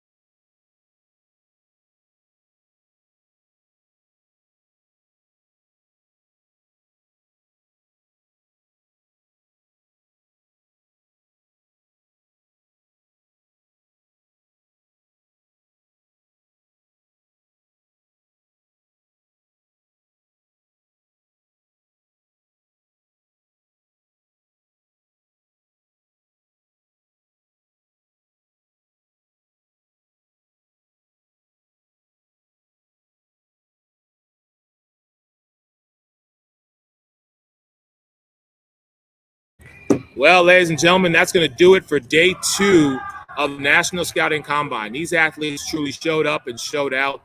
A big thanks to my co-host, my tag team partner, Ms. Ruth the Truth Kekias. Make sure you check her out on Next Gen Sports Network, NSPN. She's got a lot of stuff going on, and if you're in the Tampa area, even if you're not in the Tampa area, always check this girl out. She's doing great things, and even though she's a Cowboys fan, I still got love for her. She already knows that. But Ruth, I mean, just, as a quick recap before we head out, give me some of your thoughts of what you've seen at your first National Scouting Combine. Yeah, I mean, this is my first experience being at a combine, and it definitely did not disappoint. These young athletes are really taking advantage and capitalizing on the opportunity to be seen by these national scouting people that are going to put them in a position to play at a professional level. So I was impressed. I was a little unimpressed with the 40-yard dash. I was hoping that we could find somebody at a 4.4, but hey, that's a really tough number to hit. We're talking about Tyreek Hill numbers. So, but yeah, overall, great day. These guys are definitely fired up and they're ready to showcase their talent. Yeah, and tomorrow, like we said, they'll be out here doing drills. They'll be out here doing what they love to do. There might be some 7-on-7, but we'll be live streaming again tomorrow. We may have some footage when we get back to the hotel, just a couple interviews. We're not sure what's going on because there's a lot of moving pieces here at the National Scouting Combine. But a big thank you to Grand Parks Event Center. We'll be back tomorrow and throughout the rest of the week. The free agents run their combine beginning on Thursday, and hopefully everything works out. Again, my apologies to those that we couldn't get the bench press to. We will make it a point to make sure we get that for you coming on Thursday with the free agents. But for Ruth the Truth Kekias, your man Eric Wilson for the Sports Arena as part of the Sideline Sports Network family. We'll talk to you guys tomorrow. Peace. Have a good day.